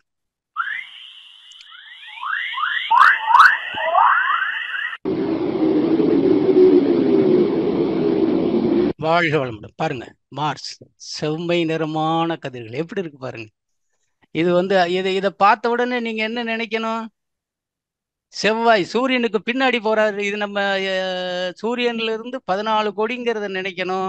நம்ம உட்கார்ந்து இருக்கிற பூமிக்கு பின்னாடி வர்றாருன்னு நினைக்கணும். 2வது சுத்து இது மொத்தம் வந்து இது வந்து 4வது சுத்துல நம்மளுக்கு அடுத்து இருக்காரு, 2வது இருக்காரு நம்மளுக்கு அடுத்து. அப்ப என்ன பண்ணணும்னா, இது வந்து நம்ம ஃபுல்லா பார்க்க முடியாது. நீங்க சுக்கிரனை பார்க்குற மாதிரியோ புதனை பார்க்குற மாதிரியோ இதை ஃபுல்லா பார்க்க முடியாது. நமக்கு முன்னாடி சூரியன் கிட்ட வரும்போது தான் நம்ம பார்க்க முடியும். அருமையான கிரகம், செம்மை நிறமான கதிர்களை வீசி கொண்டுள்ளது. இது வந்து உடல்ல வந்து என்னன்னு எலும்பு மஜ்ஜையுடன் தொடர்புடைய நம்பர் மகரிஷி. அருமையானது. எலும்பு மஜ்ஜை தாங்க செல்களை உற்பத்தி பண்ணுது. எவ்வளவு பெருசு! அதுல ஏதாவது கோளாறு வந்தாதான் ரத்த புற்றுநோய். அவ்வளவு சக்தி வாய்ந்த கிரகம். எங்கெங்க எலும்பு மடிப்புகள் இருக்கோ அதுக்கு இடையில பூரா அந்த எலும்பு மஜ்ஜை இருக்கும். அதை நல்லா புரிஞ்சுக்கணும். ஒவ்வொரு கிரகத்தையும் நல்லா இப்ப இந்த மார்ச் செவ்வாயை பார்த்த உடனே நீங்க என்ன நினைக்கணும்? சூரியன் முதல் சுத்துல சுக்கிரன், முதல் சுக்குல புதன், 2வது சுக்குல சுக்கிரன், 3வது நம்ம உட்காந்துருக்கோம், நம்ம பக்கத்துல சந்திரன் இருக்காரு, சந்திரனுக்கு பின்னாடி வர்றாருயா செவ்வாய். அப்படி நினைச்சு தவறு. Right, okay. அடுத்தது அப்படி நினைச்சு அதை பிக்ஸ் பண்ணணும் நீங்க.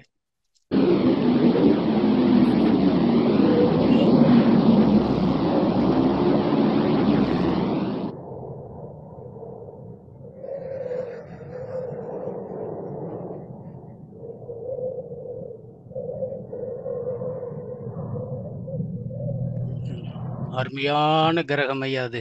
ஜூபிட்டர், குரு, வியாழன் என்று அழைக்கப்படுகின்ற கிரகம். அருமையான கிரகம். இதை நம்ம நம்ம நினைக்கும் இந்த கிரகத்தை நினைக்கும் போது இதனுடைய பொசிஷன் நம்ம மனசுல கொண்டு வரணும். முதல்ல சூரியன், 2வது புதன், 3வது சுக்கிரன், 4வது நம்ம உட்கார்ந்துருக்கிறது, அடுத்தது சந்திரன், அதுக்கு அடுத்தது செவ்வாய் போறாரு, அதுக்கு அடுத்தது இவர் வர்றாரு. எவ்வளவு தூரத்துக்கு நம்மளுக்கு பின்னாடி கிட்டத்தட்ட 39 கோடி மைல்களுக்கு அப்புறம் பின்னாடி இருக்காரு இவர். அவ்வளவு அருமையான கிரகம். கோல்டன் கலர், அதாவது பொன்னிறமான கதிர்களை வீசிக்கொண்டது. இந்த பொன்னிறமான கதிர்கள் மூளையுடன் தொடர்புடைய, மறந்துடக்கூடாது. எவ்வளவு சக்தி வாய்ந்த கதிர்கள் பாருங்க. மூளை இல்லைன்னா என்ன ஆகும்? அதனாலதான் இதுக்கு ஞானகாரகன்னு பேரு. அருமையா வந்து ஆன்மீக விஷயத்தில் வந்து இந்த கிரகம் நல்லா அமைஞ்சிச்சுன்னா, ஆன்மீக காரகன் நல்லா அமைஞ்சிச்சுன்னா எல்லா ஆன்மீக விஷயத்துல எல்லா இதையும் அத்துபடி ஆயிரும். நமக்கு அவ்வளவு நல்லா இருக்கும். 2வது வந்து இந்த மாதிரி விஷயம், தவம் தியானங்கள் விஷயங்கள்ல நல்லா டீப்பா போவதுக்கு இந்த கிரகங்களுடைய துணை ரொம்ப அவசியம். இதோட பெருசு என்னன்னு கேட்டீங்கன்னா, மற்ற 8 கிரகங்கள 9 கிரகங்கள் இது போக மற்ற 8 கிரகங்கள் கொடுக்கக்கூடிய நல்ல பலன்களை இந்த ஒரு கிரகம் கொடுக்கக்கூடிய சக்தி இதுக்கு உண்டு. அதனால இதை எப்படி பயன்படுத்துறதுங்கிறத நம்ம பின்னாடி பார்ப்போம். இது வந்து எவ்வளவு சுத்துது வைக்கிறதுங்கிறதெல்லாம் நம்ம பின்னாடி. அடுத்தது வாழ்க வளமுடன்.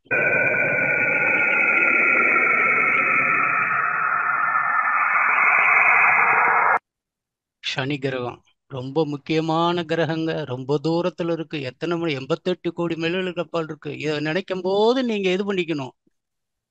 ஒவ்வொரு சூரியன்ல இருந்து ஒவ்வொன்னா கண்டுபிடிச்சு அப்படியே வந்து அப்பா கடைசி சுத்தி இது சூரியனை சுத்தி முடிக்கிறதுக்கு 30 வருஷம் ஆகுது அம்மா. பாருங்க அந்த வளையம் பாருங்க, அது பூரா தூசு வளையம். அதெல்லாம் அதெல்லாம் பூரா தூசு வலைன்னா வேற ஒன்றும் இல்லை, எரிகற்கள் அப்படியே சுத்திக்கிட்டு இருக்கு, அதனுடைய காந்தலை கதிரெல்லாம் சுத்திக்கிட்டு இருக்கு. ஒன்னொன்னு பார்த்தீங்கன்னா எத்தனை கிலோமீட்டர் இருக்குமா, பயங்கரமான கிலோமீட்டர். இதுல இருந்து ஏதாவது ஒண்ணு ரிலீஸ் ஆகி வெளியே வந்துச்சு அப்படின்னா இன்னொரு கிரகங்கள்ல மோதி அது பெரிய ஆபத்தை உண்டு பண்ணும். அப்படிப்பட்ட சொல்ல முடியாத, இமேஜினேஷன் பண்ண முடியாத, கற்பனைக்கும் எட்டாத உயரம், நீளம், அகலம், பருமன் எல்லாமே இருக்கு அதுக்கு உண்டு. இது அப்படிப்பட்ட கிரகம். இது நரம்போட தொடர்புடையது, நல்லா கவனிக்கணும். சூரியன்ல இருந்து 88 கோடி மைல். இது பின்னாடி தான் பார்க்க முடியும், சூரியனை பக்கத்துல வரும்போது தான் நம்ம பார்க்க முடியும். அப்ப என்ன ஆகும், நரம்பு தான் ரொம்ப முக்கியம். அரும்பு கோணிடில் மலரின் வாசனை போகாது, இரும்பு கோணிடில் யானையை அடக்கும் அங்குஷமாகும், கரும்பு கோணிடில் ஆகும் வெள்ளமாகுமே, நரம்பு கோணிடில் நாம் என் செய்வதை. நரம்பு போயிடுச்சு, ஒரு மனுஷனுக்கு நரம்பு போயிடுச்சுன்னா படுக்கையில போட்டுரும். கொஞ்சம் கொஞ்சமா போட்டு அவங்க சொல்லுவாங்கல்ல, counting the days to grave அப்படிம்பாங்க, அதுல இருந்து எண்ணிக்கிற வேண்டியதான் நாட்களை. அதனால நரம்பு ரொம்ப முக்கியம். இந்த கிரகம் அவ்வளோ கிரகம் இது, மனித வாழ்க்கையில் ஆயுளை கொடுக்கக்கூடியது.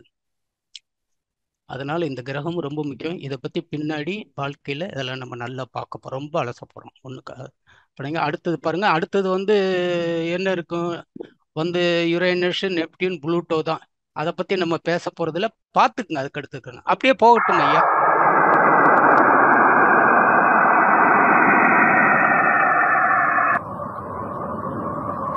அப்படியே போகட்டும், அப்படியே போகட்டும், நிறுத்த வேண்டாம்.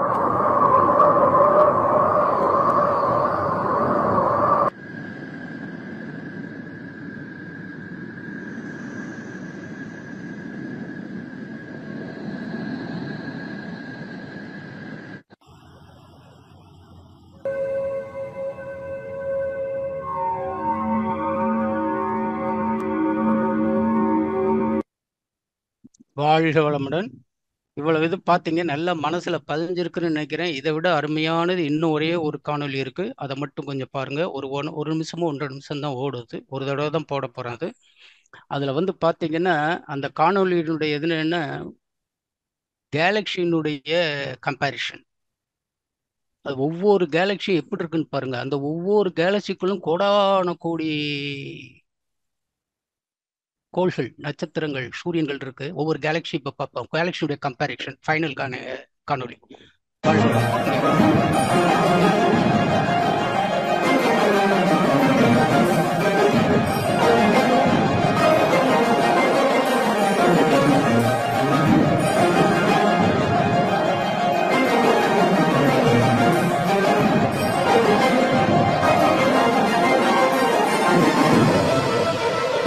ஸ்டாப்.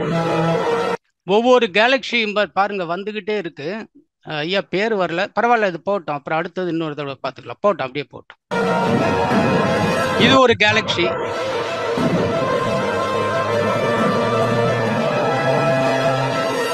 ஸ்டாப்.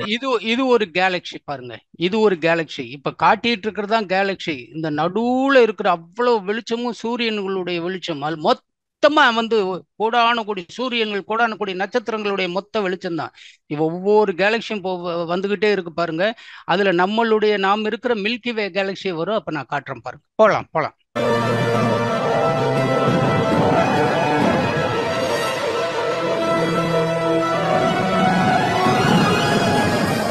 இது ஒரு கேலக்சி. போலாம்.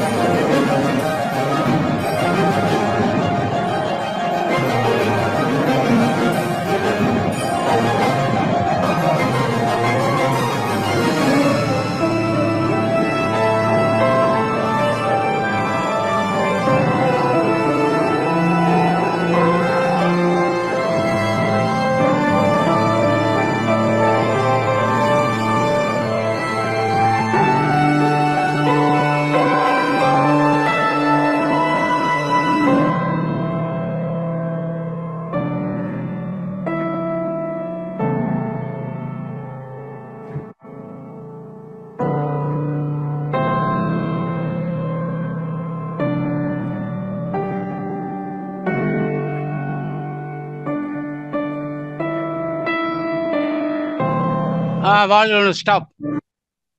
இதுதான் மில்கி வே கேலக்ஸி. இந்த மில்கி வே கேலக்ஸி தான் இப்படி இருக்கும், ஸ்பைரல் மாதிரி இருக்கும். ஃபர்ஸ்ட் கிளாஸ் கேலக்ஸி பாருங்க. இதுக்குள்ளதான் நம்ம சூரிய குடும்பம்லாம் இருக்கு. இதுக்குள்ளதான் கோடான கோடி நட்சத்திரங்களை. எப்படி நம்ம பூமி எங்க இருக்குன்னு பாருங்க, நல்லா நினைச்சு பாருங்க, ஞானம் வந்துடும் உங்களுக்கு. இதுக்குள்ள இருந்துகிட்டு நம்ம இந்த இது பண்ணிக்கிட்டு இருக்கோம் இல்லையா? தெரிஞ்சுக்கணும் மில்கி வே கேலக்ஸி. இதுதான். இதை பத்தி ஏற்கனவே நம்ம நல்லா நிறைய தெரிஞ்சிருக்கிறதுனால இன்னும் நிறைய விளக்கம் தேவையில்லை, போலாம்.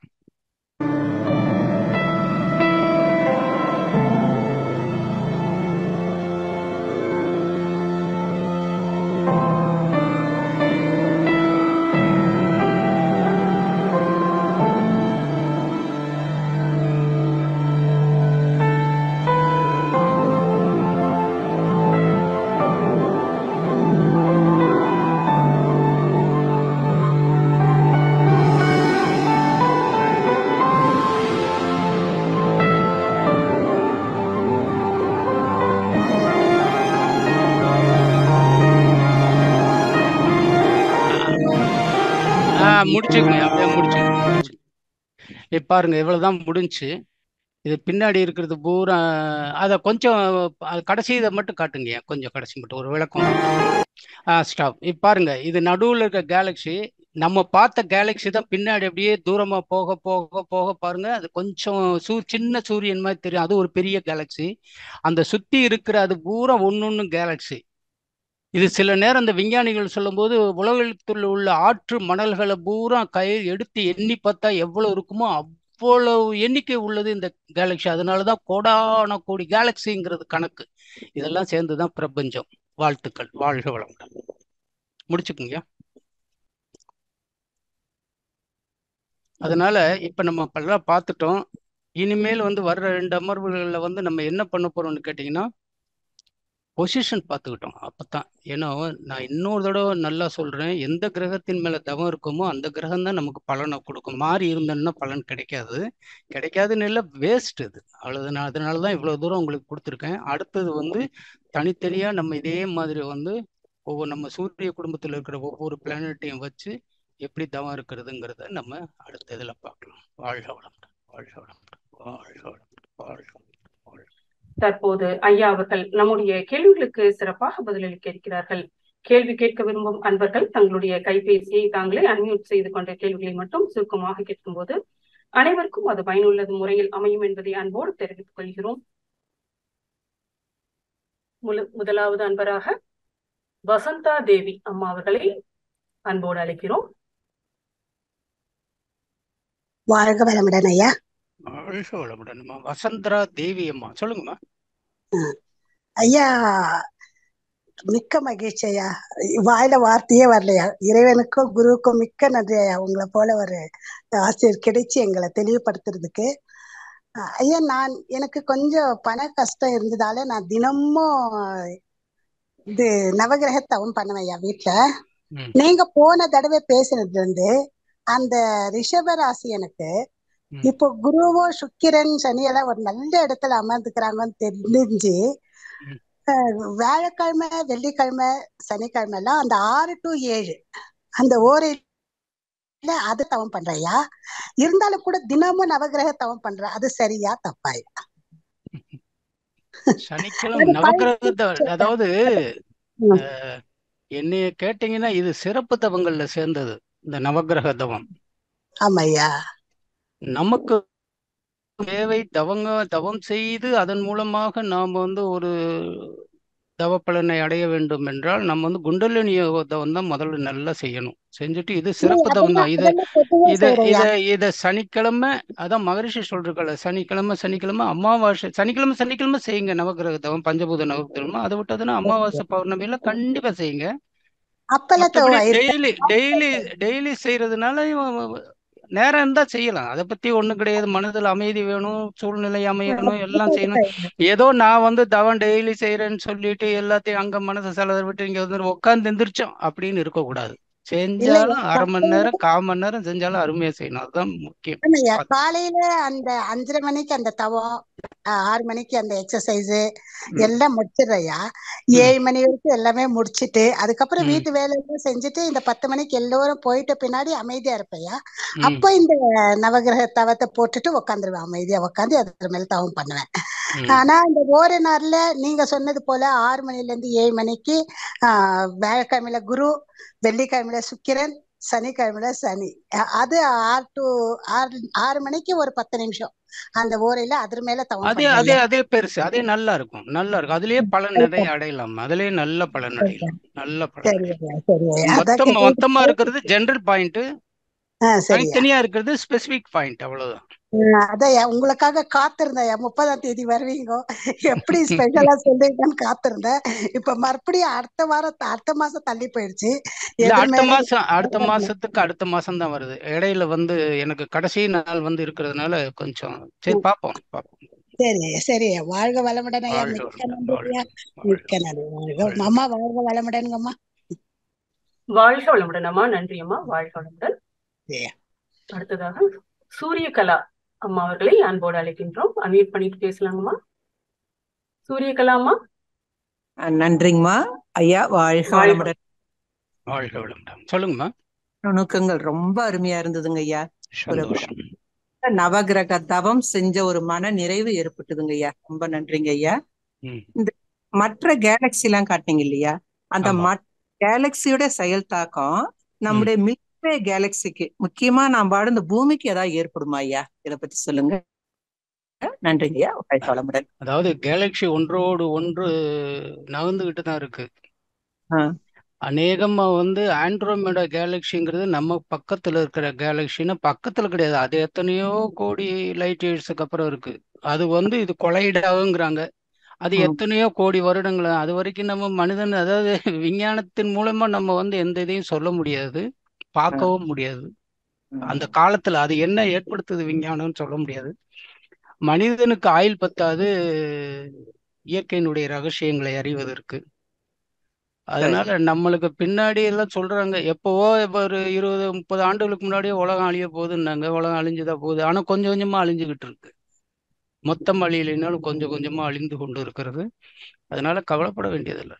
சரி. கேலக்சி நான் பிரபஞ்சத்தினுடைய கருணை உள்ளன்னு சொல்லி அடுத்த ஒரு சப்ஜெக்ட் கொடுக்குறேன் உங்களுக்கு. அதுல எப்படி பிரபஞ்சத்தை, நம்மளுடைய இயற்கை, நம்மளுடைய உலகத்தை எப்படி மற்ற கிரகங்கள் கருணையோடு காப்பாற்றுகின்றன என்று சயின்டிபிக்கா ஒரு காணொளி கொடுக்குறேன் உங்களுக்கு. அதை பார்க்கத்தீங்கன்னா தெரிஞ்சிடும். வாழ்க வளமுடன். நன்றிங்க ஐயா. வாழ்க வளமுடன் ஐயா. வாழ்க வளமுடன். நன்றி அம்மா. வாழ்க வளமுடன். அடுத்ததாக கிருபாநிதி அம்மா அவர்களை அன்போடு அழைக்கிறோம். அம்மா வாழ்க வளமுடன். ஐயா வாழ்க வளமுடன் ஐயா. வாழ்க வளமுடன் அம்மா. சொல்லுங்கம்மா. ஐயா ரொம்ப சிறப்பா இருந்துச்சு. அதை சொல்லணும்னா நான் 1 மணி ஆயிருவேன். நான் வாழ்க வளமுடன் ஐயா. ஐயா இப்ப நீங்க சொன்னது எதுலையுமே ஒரு சந்தேகங்கள் வரல. இன்னும் திருப்பி திருப்பி கேட்கிற நிலையில தான் இருந்தது. ஆனா ஐயா இப்ப நீங்க சொன்னீங்க நம்ம பூமி கீழே இருக்கோம், நமக்கு மேல புதன், சுக்கிரன், புதன், சூரியன் இருக்காங்க. இப்ப மற்ற கிரகங்கள் எல்லாம் நீங்க காமிக்கையிலே பாதிதான் வந்தது, ஏன்னா நம்ம மறைக்குது, அது புரியுது. ஆனா இந்த புதனு சுக்கிரனு முழுசா காமிச்சிங்க இல்லைங்கல்ல. ஆனா அது எப்படி ஐயா, அதுங்க சூரியனை சுத்தி தான் வருது, நம்ம கீழே தான் இருக்கோம். அந்த சூரியனை மேல போகையில அது மறையத்தானே ஐயா செய்யும். நான் இவ்வளவு நாள் என்னுடைய நாலேஜ் கேட்டு இல்ல இல்ல இல்ல, நான் என்ன சொல்றேன்னா சூரியன் மறையத்தான் செய்யும், ஆனா உங்களுக்கு முன்னாடி நடக்கிற நிகழ்வு இல்லையா. சூரியனை சொல்லல, அந்த புதனுடைய வெளிச்சமும் சுக்கிரனுடைய வெளிச்சமும் நம்ம பூமிக்கு மறையுமா? அது எப்படி மறையும், இல்ல மறையாதா? இதுதான் எனக்கு தெரியல. கண்டிப்பா ஒன்னொன்னும் நம்ம எங்க இருக்கிற பொசிஷன் அதாவது நீள்வட்ட பாதையிலங்கிறன்னு சொல்றோம். அந்த நீள்வட்ட பாதையில பர்பண்டிகுலரா ஒரு இடத்துல அமையறது இல்லை, எப்போவாவது ஒரு சாஞ்சு வச்சு அமையும் போது ஒண்ணு ஒரு நம்ம பூமியிலிருந்து புதனை பார்க்கும்போது புதன் ஃபுல்லா சுத்துறதா தான் பாக்குறோம். ஆனா பூமியை காட்டிலும் சூரியன் கிட்டத்தட்ட 19 லட்சம் மடங்கு பெருசு. அப்படிங்கும்போது புதன் சின்ன தெரியும், அப்படி சுத்தி அந்த பக்கம் போகும்போது சூரியன் மறைக்கும். ஆனா நம்ம உள்ளுணர்வா உணரக்கூடிய விஷயம்னா நம்ம கண்ணுக்கு முன்னாடி அது நடக்குது இல்ல, அப்படிங்கிறது தான் நான் சொல்ல வர்றேன். ஏன்னா நம்ம 9 கோடி மைல் இருக்கோம், அந்த 3 கோடி மைலுக்குள்ளதானே நடக்குது. பின்னாடி போகும்போது மறைதானே, சுத்த பார்க்கலாம்ல. இதை இந்த பூமி சுத்திக்கிட்டு இருக்கும்போது நீள்வட்ட பழைய மேல மேல போச்சுன்னா கீழே வர்ற வரைக்கும் தெரியாது, மேல பக்கம் தெரியும். அந்த மாதிரி எந்த கிரகத்தையும் வந்து நாம் வந்து முழுமையாக பார்க்கக்கூடிய சக்தி மனதுக்கு தான் உண்டே தவிர வேற எந்த விஞ்ஞான கருவிக்கும் கிடையாது. அது முதல்ல புரிஞ்சுக்கோங்க. சிறப்பியா, நன்றி. ஆளுக நிறைய இருக்காங்க. இன்னும் ஒன்னே ஒண்ணு ஐயா, சனி சனி பெயர்ச்சி, குரு பெயர்ச்சி இதெல்லாம் பாத்தீங்கன்னா ஒரு மாதத்துக்கு முன்னாடியே போட ஆரம்பிச்சிடுறாங்க. ஆனா புதனோ சுக்கிரனோ அதுக்கெல்லாம் பெயர்ச்சியே கிடையாது. அதோடைய காரணம் என்னய்யா? அம்மா, சில கிரகம் வந்து நாள் கிரகங்கள் உண்டு, மாத கிரகங்கள் உண்டு, வருட கிரகங்கள் உண்டு. நாள் கிரகங்கிறது சந்திரன். சந்திரன் 29 ஒரு நாளைக்கு ஒரு தடவை ஒவ்வொரு ராசியா போயிட்டே இருப்பாரு. அதாவது மாசத்துக்கு ஒரு தடவை போயிடுவாரு. ஆனா ஒரு நாளைக்கு ஒரு தடவை ஒரு ராசியில போவாருன்னு வைங்களேன். ஒன்றரை ராசி நம்ம கணக்கு வச்சிருக்காங்க. ஆனா அதே நேரத்துல வந்து செவ்வாய் வந்து அந்த புதன் இவங்கெல்லாம் வந்து மாசத்துக்கு ஒரு தடவை போவாங்க. ஆனா செவ்வாய் வந்து 1.5 மாசத்துக்கு ஒரு தடவை. அதனாலதான் 18 மாசம் வருது. சூரியனும் மாசத்துக்கு ஒரு, நம்ம பூமியும் மாசத்துக்கு ஒரு தடவை. மொத்தமா சுத்தி வர்றதுக்கு 12 மாசம், ஒரு வருஷம். அதே மாதிரி பாத்தீங்கன்னா குரு கிரகம் வந்து 12 வருஷம் ஆகும் ஒரு சுத்து முடிக்கிறதுக்கு. அது வருட கிரகம். அது அதே இதை வந்து பாத்தீங்கன்னா நீங்க எவ்வளவு நாள் பார்க்கணும். சனிக்கு வந்து 30 வருடம் ஆகுது. நினைச்சு பாத்தீங்களா? அந்த மாதிரி ஒவ்வொன்றுக்கும் ஒவ்வொரு கிரகங்கள் உண்டு. சுக்கிரன் மாச கிரகம், குரு வந்து 12 வருஷத்துக்கு ஒரு தடவை, அப்படி போ அந்த மாதிரி போக வச்சுக்கலாம். ஐயா ரொம்ப சிறப்பியா, வாழ்க வளமுடன். திருப்பி திருப்பி பார்த்து தவம் பண்ணணும், அதுதான் எங்களுடைய பெரிய வாழ்க வளமுடன். நன்றி ஐயா. நன்றி அம்மா, வாழ்க வளமுடன். நன்றி அம்மா, நன்றி நன்றி நன்றி அம்மா. அடுத்ததாக முத்து ஆதி நாராயணன் ஐயா அவர்களை அன்போடு அழைக்கின்றோம். ஐயா அன்மியூட் பண்ணி பேசலாம் ஐயா. வையகம், வாழ்க வையகம், வாழ்க வளமுடன். ஐயா, இது என்னோட முதல் நேரலை. உங்களோட மற்றதெல்லாம் இது என்னோட முதல் நேரலை. இது வரைக்கும் உள்ளது எல்லாம் உங்க பதிவு வந்து யூடியூப்ல பார்த்ததுதான். சந்தோஷம். எனக்கு வேற ஒண்ணும் இல்லையா, உங்களோட போன் நம்பர் வேணும். ஆனா எங்கெங்கயோ தேடினா அது கூகுள்லாம் கிடைக்கல. பேனா பேப்பர் இருந்தா சொல்லுங்க, சட்டுன்னு நான் சொல்றேன், எழுதிக்கங்க. ரெடியா இருக்கா? நான் இருக்கு, கையிலே வச்சுக்கிட்டேன். நீங்க சொன்னால நோட்ஸ் எடுத்திருக்கேன். 79044 79044 02863 02863. அவ்வளவுதான். வாழ்க வளமுடன். நன்றிங்க ஐயா. இது ஒரு சின்ன கேள்வி, அதை நான் நேரடியா போன்ல கேட்கட்டுமா? ஏன்னா நிறைய பேர் கேளுங்க. நன்றிங்க ஐயா. இல்ல, இப்ப நம்ம சுழுமுனை நாடி எல்லாமே மறைபொருள்னு ஏற்கனவே எல்லா யூடியூப்லயும் பார்த்துட்டான். உங்களுக்கு சொல்லிடுறீங்க. நம்ம இதுக்கு போகும்போதும் சுவாதம் தாண்டி நம்ம போயிட்டு இருக்கும்போது கூட அந்த கற்பனை பண்ணதான் சொல்றீங்க. அப்ப இந்த தவ நிகழ்வே ஒரு கற்பனையான ஒரு இதுதானா? ஐயா நீங்க போன்ல கேளுங்க, விவரம் நிறைய சொல்ல வேண்டி இருக்கு. அந்த சுழுமுனை நாடி பத்திய அந்த தவநுணுக்கங்கள்ல 2 3 வரும்னு நினைக்கிறேன். அதனால பார்த்துட்டு இன்னும் நல்ல நிறைய கேள்விகள் எடுத்துட்டு நீங்க எனக்கு போன்ல கேளுங்க, விரிவா 2 பேர் பேசுவோம். நன்றிங்க. வாழ்க வளமுடன். வாழ்க வளமுடன். நன்றி ஐயா. நன்றிங்க. அடுத்ததாக பாலச்சந்திரா அம்மா அவர்களை அன்போடு அழைக்கிறோம். வாழ்க வளமுடன் பாலச்சந்திரன் ஐயா. சாய் பாலச்சந்திரன் சொல்லுங்க ஐயா. உங்க சொல்லுங்க. நான் வந்து ஆக்சுவலா லேப்டாப்ல பார்த்துட்டு இருக்கேன் ஐயா. லேப்டாப்ல. ரைட், சந்தோஷம், ரொம்ப சந்தோஷம். சொல்லுங்க. அதாவது அந்த வீடியோ மட்டும் உங்க அனுப்புங்க ஐயா. இது வந்துடும். இந்த வீடியோ வந்து ஆட்டோமேட்டிக்கா நாளைக்கோ நாளானைக்கோ இல்ல 2 நாளோ 3 நாள்லயோ உங்களுக்கு யூடியூப்ல வந்துடும். நான் உங்களுக்கு யூடியூப்ல இருந்து எடுத்து உங்களுக்கு அனுப்புறேன். வாழ்க வளமுடன். நன்றி ஐயா. வாழ்க வளமுடன். வாழ்க வளமுடன் ஐயா. வாழ்க வளமுடன். வாழ்க வளமுடன் ஐயா. நன்றி ஐயா. வாழ்க வளமுடன். அடுத்ததாக மாணிக்க வாசகம் ஐயா அவர்களை அன்போடு அழைக்கிறோம். அன்மியூட் பண்ணிட்டு பேசலாங்க ஐயா. ஐயா வாழ்க வளமுடன் ஐயா. வாழ்க வளமுடன் ஐயா. மாணிக்க வாசகம் எங்க இருந்து பேசுறீங்க? நான் குவைத்துல இருந்து பேசுறேன் ஐயா.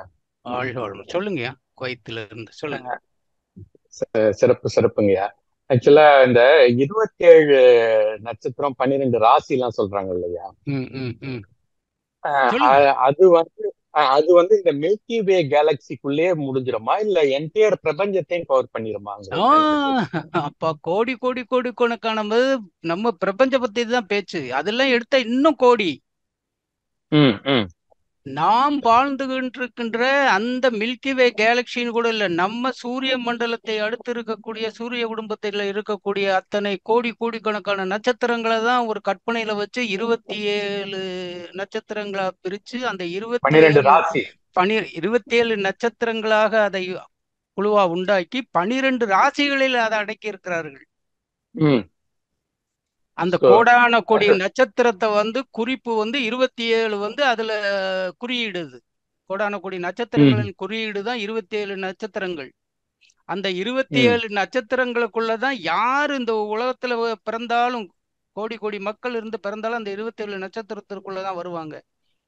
அந்த ம் 27 நட்சத்திரங்க, ஒரு நட்சத்திரத்துக்கு மொத்தம் என்னன்னு கேட்டீங்கன்னா 9 கால்கள் இருப்பதாக, அந்த 9 கால்கள் மூலமாகத்தான் ராசிகளில் நகர்ந்து செல்லுகின்றன. ம் அப்ப ம் 9 நட்சத்திரங்களை நீங்க 27 × 4 போடுங்க, எவ்வளவு வருது? 54 108. 108 108 தான் இந்த 12 ராசிகள்ல அப்படியே போயிட்டு வந்துகிட்டு இருக்கு. ம் அப்ப என்ன ஆகுதுங்கன்னா வந்துகிட்டு இருக்கும்போது அதை பார்க்கும்போது ஒரு ராசிக்கு 9 கால்கள் அடங்கும்.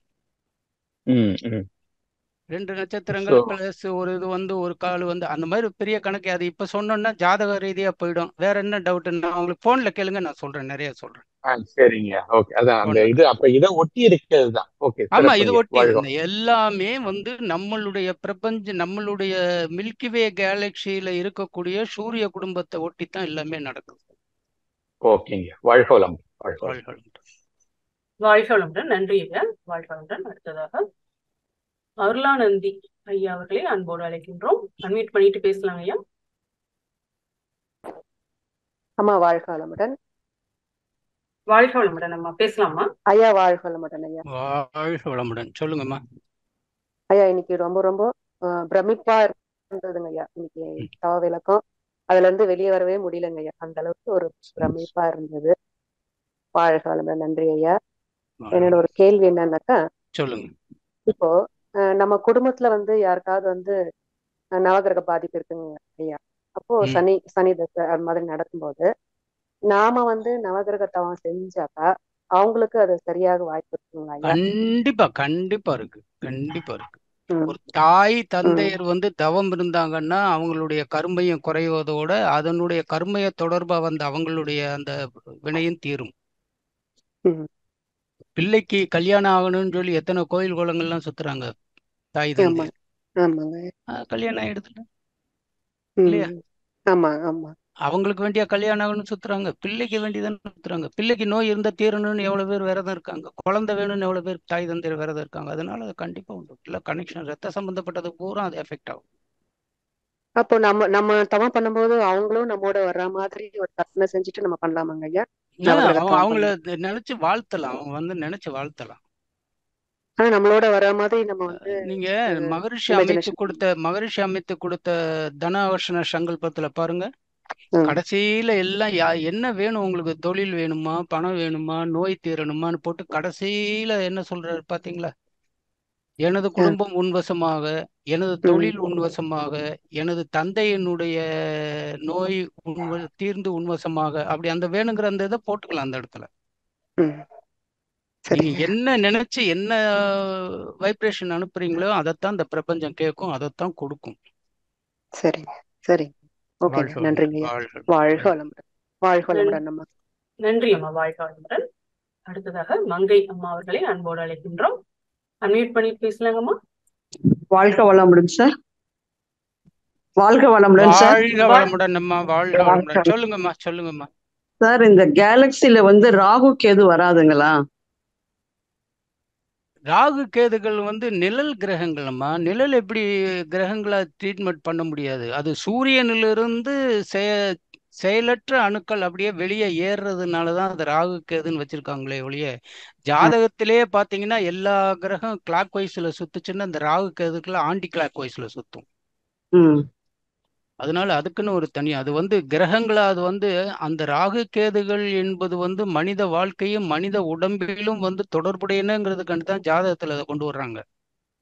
அதே நேரத்துல சயின்ஸ்ல வந்து எப்படின்னு கேட்டீங்கன்னா ராகு கேதுக்கள் என்பது வந்து அது ஒரு கிரகமே அல்ல. அது சாயா கிரகங்கள் தான் சொன்னது காரணம். அது கிரகங்கள் அல்ல.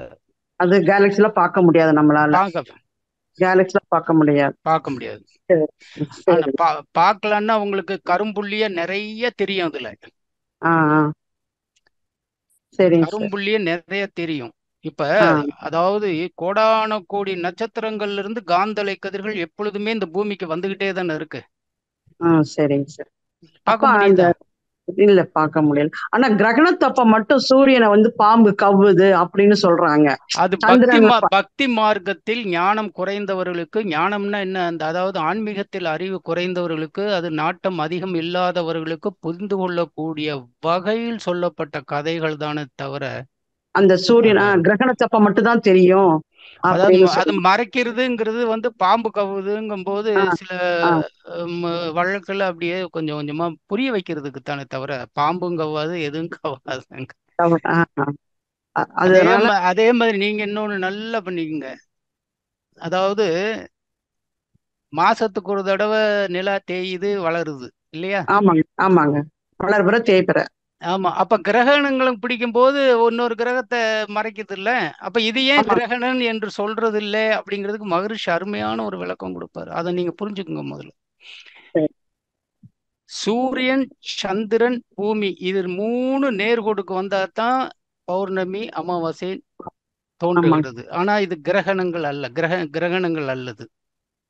கிரகணங்கள் எப்பொழுது அமைகிறது என்றால் ராகு கேது என்று சொல்லப்படுகின்ற அந்த நேர்கோட்டுக்கு 2 கிரகங்கள் வந்து அமையும் பொழுது அங்க கிரகணங்கள் ஏற்படும், மறைக்கும்.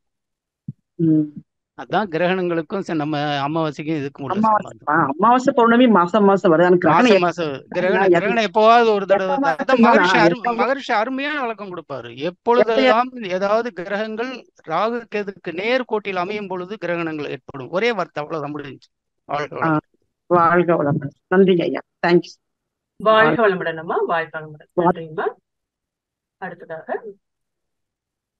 சாம்சங் SM146B தங்களது பேரையும் ஊரையும் கூறிக்கொண்டு பேசலாம். அடுத்ததாக குரு அம்மா. வாழ்க வளமுடன் ஐயா. வாழ்க வளமுடன் அம்மா. ஐயா நான் பெரம்பூர் கஜலட்சுமி பேசுறேங்க ஐயா. அப்பா என்ன நான் இதுல போன் வேற மாதிரி. சரி சொல்லுங்கம்மா, சொல்லுங்க. ரொம்ப நாள் ஆச்சு. போன் கொஞ்சம் வேற மாத்தி வாங்கியிருக்கேன், வேற ஒண்ணும் இல்லையா ஐயா. இன்னைக்கு ரொம்ப சிறப்பா இருந்தது ஐயா. ஒரு வேலையும் செய்ய முடியாது, அப்படியே உக்காந்தாச்சு ஐயா. அதாவது இங்க சென்னையில கோளரங்கம் போயிருக்கோம். அந்த இடத்துக்கு போய் வந்த ஒரு பிரமிப்பா இருந்தது ஐயா. அந்த மியூசிக்கோட பார்த்தது, அந்த பஞ்சபூத நவகிரகம் பண்றதுக்கு ரொம்ப ஏதுவா இருந்தது ஐயா. இன்னைக்கு நாங்க இன்னைக்கு அந்த கோளரங்கத்துல வந்த மாதிரி அதுக்கு மியூசிக்கோட வந்தது மிக மிக மிக சிறப்புங்க ஐயா. இதுக்கு நீங்க எந்த அளவுக்கு நீங்க இதுக்கு ஒரு முயற்சி எடுத்து இதை மக்களுக்காக கொடுத்து மக்களை ஒரு நல்ல ஒரு தியானத்துல ஆழ்த்துறதுக்காக இந்த முயற்சி எடுத்ததுக்கு மிக்க நன்றிங்க ஐயா. வாழ்க வளமுடன் ஐயா. வாழ்க வளமுடன். நல்லா புரியுற மாதிரி அந்த இன்னைக்கு கோளரங்கத்துல உட்காந்து பார்த்த ஒரு நினைவுதாயா இன்னைக்கு. சந்தோஷம். ரொம்ப அருமையா. நன்றிங்க ஐயா. இதை சொல்றதுக்கு தான் வாழ்க வளமுடன். நன்றிங்க ஐயா. வாழ்க வளமுடன். வாழ்க வளமுடன். வாழ்க வளமுடன். நன்றி அம்மா. அடுத்ததாக குரு அம்மாள் பாலகிருஷ்ணன் அம்மா அவர்களே அன்போடு அழைக்கிறோம். பேசலாங்கம்மா. அம்மா வாழ்க வளமுடன். ஐயா பேராசிரியர் ஐயா மிக சிறப்புங்க ஐயா. அது சொல்றதுக்கு வார்த்தைகளே இல்லைங்க ஐயா. நீங்க வந்து இவ்வளவும் எடுத்து எங்களுக்கு கொடுக்கறதுக்கு எவ்வளவு சிரமப்பட்டிருப்பீங்கன்றத சொல்லவே முடியலைங்க ஐயா. அப்புறம் வந்து சாமிஜி வந்து விஞ்ஞானத்தையும் இணைச்சிருக்காருங்கிறத எங்களுக்கு நல்ல விளக்கமா சொல்லிட்டீங்க நவகிரக மூலமா. அதுலங்கய்யா இப்ப நம்ம வந்து ஒவ்வொரு கோள்களும் ஒவ்வொரு கலர்ல இருக்குங்கிறது இதுல தெரியாதுங்களாயா?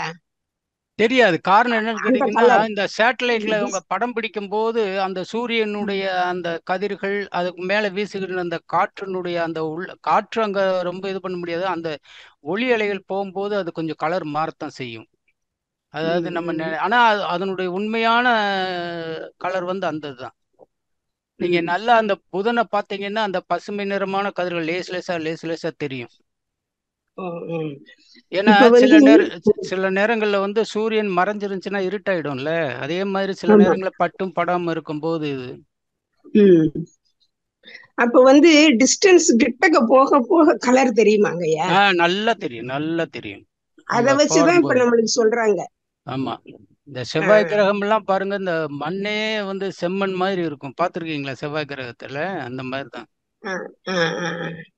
அதான் வந்து அவ்வளவு கிட்டக்க போய் பார்த்து நம்மளுக்கு ஆராய்ச்சி பண்ணி அந்த கலரை சொல்றாங்க. ஏன்னா நம்ம இப்ப பாக்குறதுல எந்த கலரும் அவ்வளவா ஒண்ணும் தெரியல, அதனால கேட்டேங்கய்யா. இது வந்து போட்டோல வந்து சில நேரங்கள்ல வந்து சில நல்ல வெள்ளையா இருக்கிற மனுஷன் சரியா வெயில் படல அப்படின்னா கருப்பா தெரியும். பாத்திருக்கீங்களா? அந்த மாதிரிதான். ஆமா ஆமா ஆமா. அது அதுக்கு உண்டான ஒளியை கொடுக்கும் போதுதான் அது அதனுடைய நிறத்தை காட்டும். அந்த கதிர்கள்ல நம்ம உணரதான் முடியும் என்னங்கய்யா, ஆனா கண்ணுல பார்க்க முடியாது. கலர் பூரா மறைபொருள் இல்லம்மா, மறைபொருள். வாழ்க வளமுடன். காத்து உணரத்தானே செய்ய முடியும், பார்க்க முடியும். ஆமா, காற்று உணர். ஆமா, காற்று. அதனால கதிர்களையும் உணர முடியாது. அது உள்ள வந்து அகக்காட்சியா உணர்றது, உடம்புல உணர முடியும். அகக்காட்சியா உணர்றது வேற, உடம்புல சூரியனுடைய கதிர்கள் மட்டும் நம்மளுக்கு தெரியுதுங்கய்யா. தெரியுதுன்னா அதனுடைய அதான் 1,40,40,00,000 டிகிரி செல்சியஸுக்கும் போது அப்பா எவ்வளவு.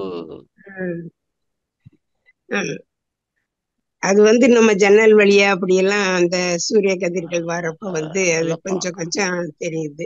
மற்றதெல்லாம் அதே மாதிரி பார்க்க முடியலையேங்கிறதுக்காக கேட்டேங்கய்யா. வாழ்க வளமுடனையா. அதாவது அவ்வளவு பவர் இல்லம்மா, அந்த மாதிரி வந்து வெளிச்சம் கொடுக்கக்கூடிய பவர். இது பூரா முக்காவாசி சூரியன்ல இருந்து வந்து பிரதிபலிக்கிறதான இருக்கும். சில நேரங்கள்ல வந்து அந்த இடத்துல அணுக்கள் வந்து கொஞ்சம் கொஞ்சம் மோதி லேசா தீப்பற்றி எரியும் போது நமக்கு தூரத்துல இருந்து பார்க்கும்போது சினிமா வெளிச்சமா தெரியும். அவ்வளவுதான். வெளிச்சம் குறைவாக தெரிஞ்சால் அது நட்சத்திரம், வெளிச்சம் அதிகமாக அளவுக்கு மீறி தெரிஞ்சால் அது சூரியன். வெளிச்சமே தெரியாம அணுக்கள் சிதைவு ஏற்படாம வெளிச்சம் தெரியாம இருந்துச்சுன்னா அது கோள்கள். கோள்கள் தான் இந்த மாற்றம் அடையுது. கொஞ்சம் வெளிச்சம் தெரிஞ்சுன்னா நட்சத்திரம் ஆயிடும், கொஞ்சம் வெளிச்சம் பயங்கரம் இருந்துச்சுன்னா சூரியன் ஆயிடும். இதே சூரியன் ரொம்ப தூரத்துல போயிடுச்சுனாலும் லேசா தான் தெரியும். இதெல்லாம் விஞ்ஞானத்தினுடைய சக்தியே பயங்கரம். அதை விட ஆன்மீக சக்தி, பிரபஞ்ச சக்தி எல்லாம் நினைச்சு பார்த்தாலே சொல்ல முடியாத வார்த்தைகள். இவ்வளவு ஆராய்ச்சி பண்ணிருக்கீங்க, எவ்வளவு நாள் காலம் எடுத்திருக்கோம் எங்களுக்காக. நீங்க இவ்வளவு தொண்டாடுறீங்க ஐயா, ரொம்ப சிறப்புங்க. சொல்லவே முடியாத அளவுக்கு. பேராசிரியனுடைய கடமை இல்லம்மா இது. கடமைனால இவ்வளவு விளக்கம் இவ்வளவு செய்யணுமேங்கய்யா, இவ்வளவு ஊன்றி நீங்க போய். வாழ்க வளமுடன், வாழ்க வளமுடன். அடுத்த கேள்விக்கு நிறைய பேர் இருக்காங்க. நன்றி அம்மா, நன்றி அம்மா, நன்றி அம்மா. வாழ்க வளமுடன் அம்மா. அடுத்ததாக சக்திவேல் ஐயா அவர்களை அன்போடு அழைக்கிறோம். அன்மியூட் பண்ணிட்டு பேசலாங்க ஐயா. ஐயா வணக்கம், வாழ்க வளமுடன் ஐயா. வாழ்க வளமுடன் ஐயா. சக்திவேல் தூத்துக்குடியா? எஸ் சார், தூத்துக்குடி தான் ஐயா, தூத்துக்குடி தான். சொல்லுங்க ஐயா, சொல்லுங்க. நல்லா அருமையா இருந்துச்சு, ஆரம்பத்துல இருந்து கடைசி வரைக்கும் கேட்டுக்கிட்டே இருந்தேன், ரொம்ப அருமையா இருந்துச்சு. சந்தோஷம் சார். இப்ப என்னன்னா ஒரு கேள்வி, இப்போ மாப்பிள்ளை பொண்ணு பார்க்க போறோம் அப்படிங்கிறப்ப அந்த பையனுக்கு என்ன கிரகம் இருக்கு அப்படிங்கறத எதுவும் பார்க்க முடியுமா? ஜாதக ரீதியா தான் பார்க்க முடியுமா? ஜாதக ரீதியா தான் பார்க்க முடியும். எந்த நேரத்துல பிறந்த தேதியே எழுத வச்சா தானே பார்க்க முடியும். கண்ணுல பார்க்க முடியுமா? யோசிக்க முடியுமா? சரி சரி சரி. அந்த கிரகங்களை வச்சு ஒருவேளை அந்த மாப்பிள்ளை செட் ஆயிட்டாரு அப்படின்னா நம்ம அவரை நினைச்சு வாழ்த்தி நம்ம நவக்கிரகம் தவம் பண்ணிக்கலாம், அப்படிதானே ஐயா?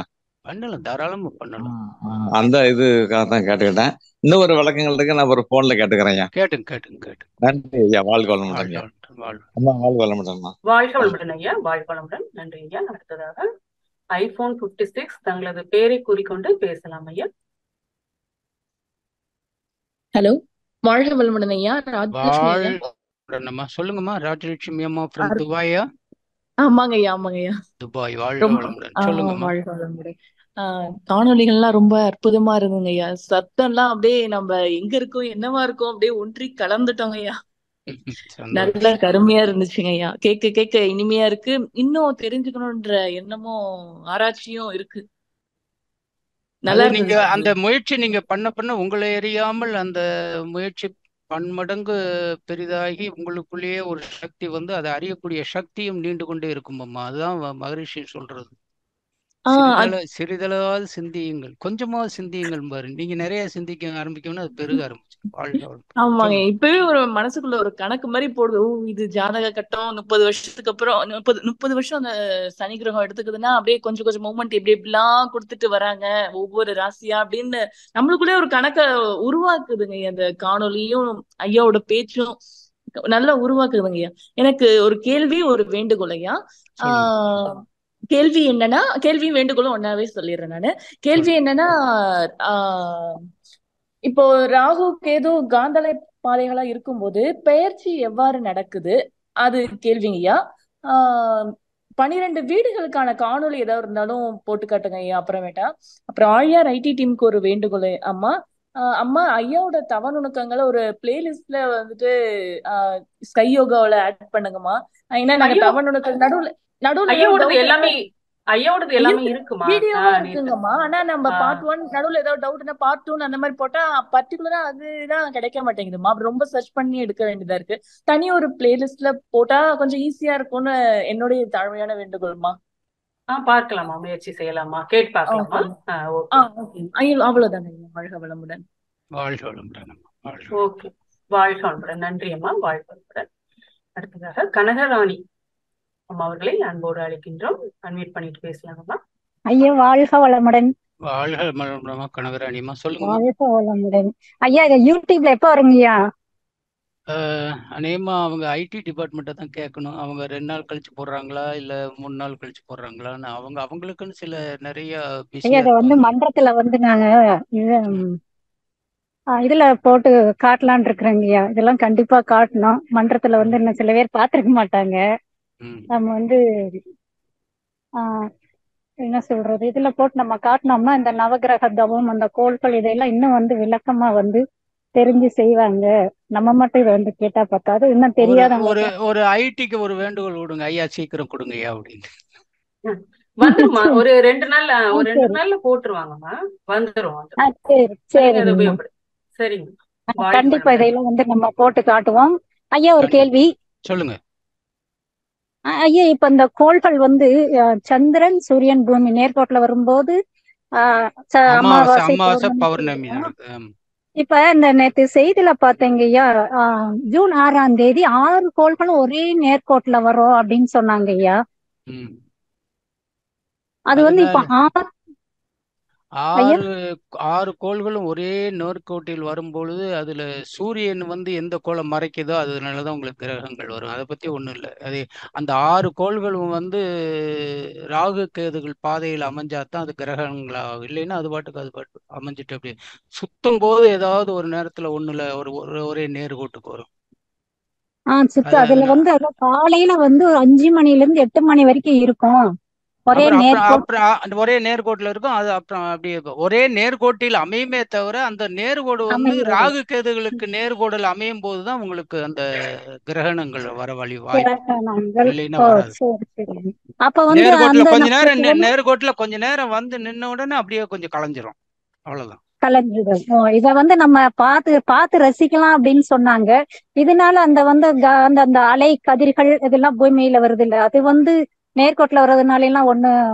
ஆமா, நேர்கோட்டுல வரும்போது ஒரு கிரகம் வந்து ஒன்ன மறைச்சிக்கும் போது அந்த அலைக்கதிர்கள் வர்றதுனால கெட்டதா இருந்தா தடுத்தா நல்லதுதான், தீமையா இருந்தது தடுத்தது நல்லது தானே. அதே இதுல நல்லதை தடுத்தா நமக்கு தீமையாகும். அது நடக்கத்தான் செய்யும். தீமை நன்மைகள் சில, ஏன்னா கோடான கோடி மனிதர்கள் ஜீவராசிகள் மனித இனங்கள் இந்த பூமியில் அவதரித்திருப்பதால் அவங்களுக்கு நன்மை தீமைகள் ஏதாவது வரும். கொஞ்சம் அது பர்டிகுலரா அந்த 10 நிமிஷத்துக்குள்ளதான், மத்தபடி விளையிரும் இல்லையா. நம்ம அன்னைக்கு வந்து அந்த நவகிரக தவம் பண்ணலாம் காலையில அந்த 5 மணி அழகா பண்ணலாம்.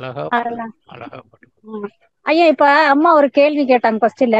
இப்ப குழந்தைங்களுக்காக நம்ம பண்ணாலும் அவங்களுக்கு இருக்கிற பிரச்சனை தீர்மான்ட்டு இப்ப ஒவ்வொருத்தர் வந்து சொன்னாங்க அவங்களுக்கு இருந்து அவங்க தானே பண்ணணும் அப்படின்ட்டு. அவங்களாம் வர்றதில்லை, இதைய சொன்னாலும் செய்ய மாட்டாங்க.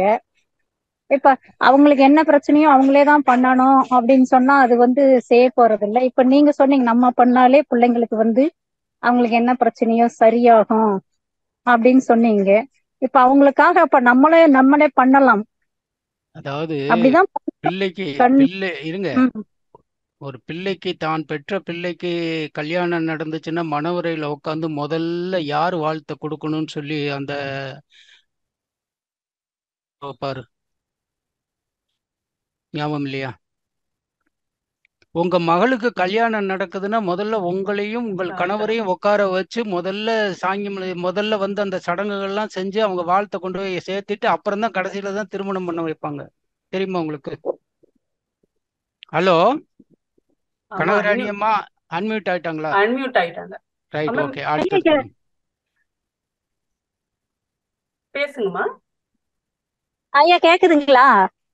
கேக்குது. நீங்க தான் பாதியிலேயே போயிட்டீங்க. அம்மா ஐயா கால் வந்துருச்சு, கட் பண்ணேன், கேக்குதுங்க.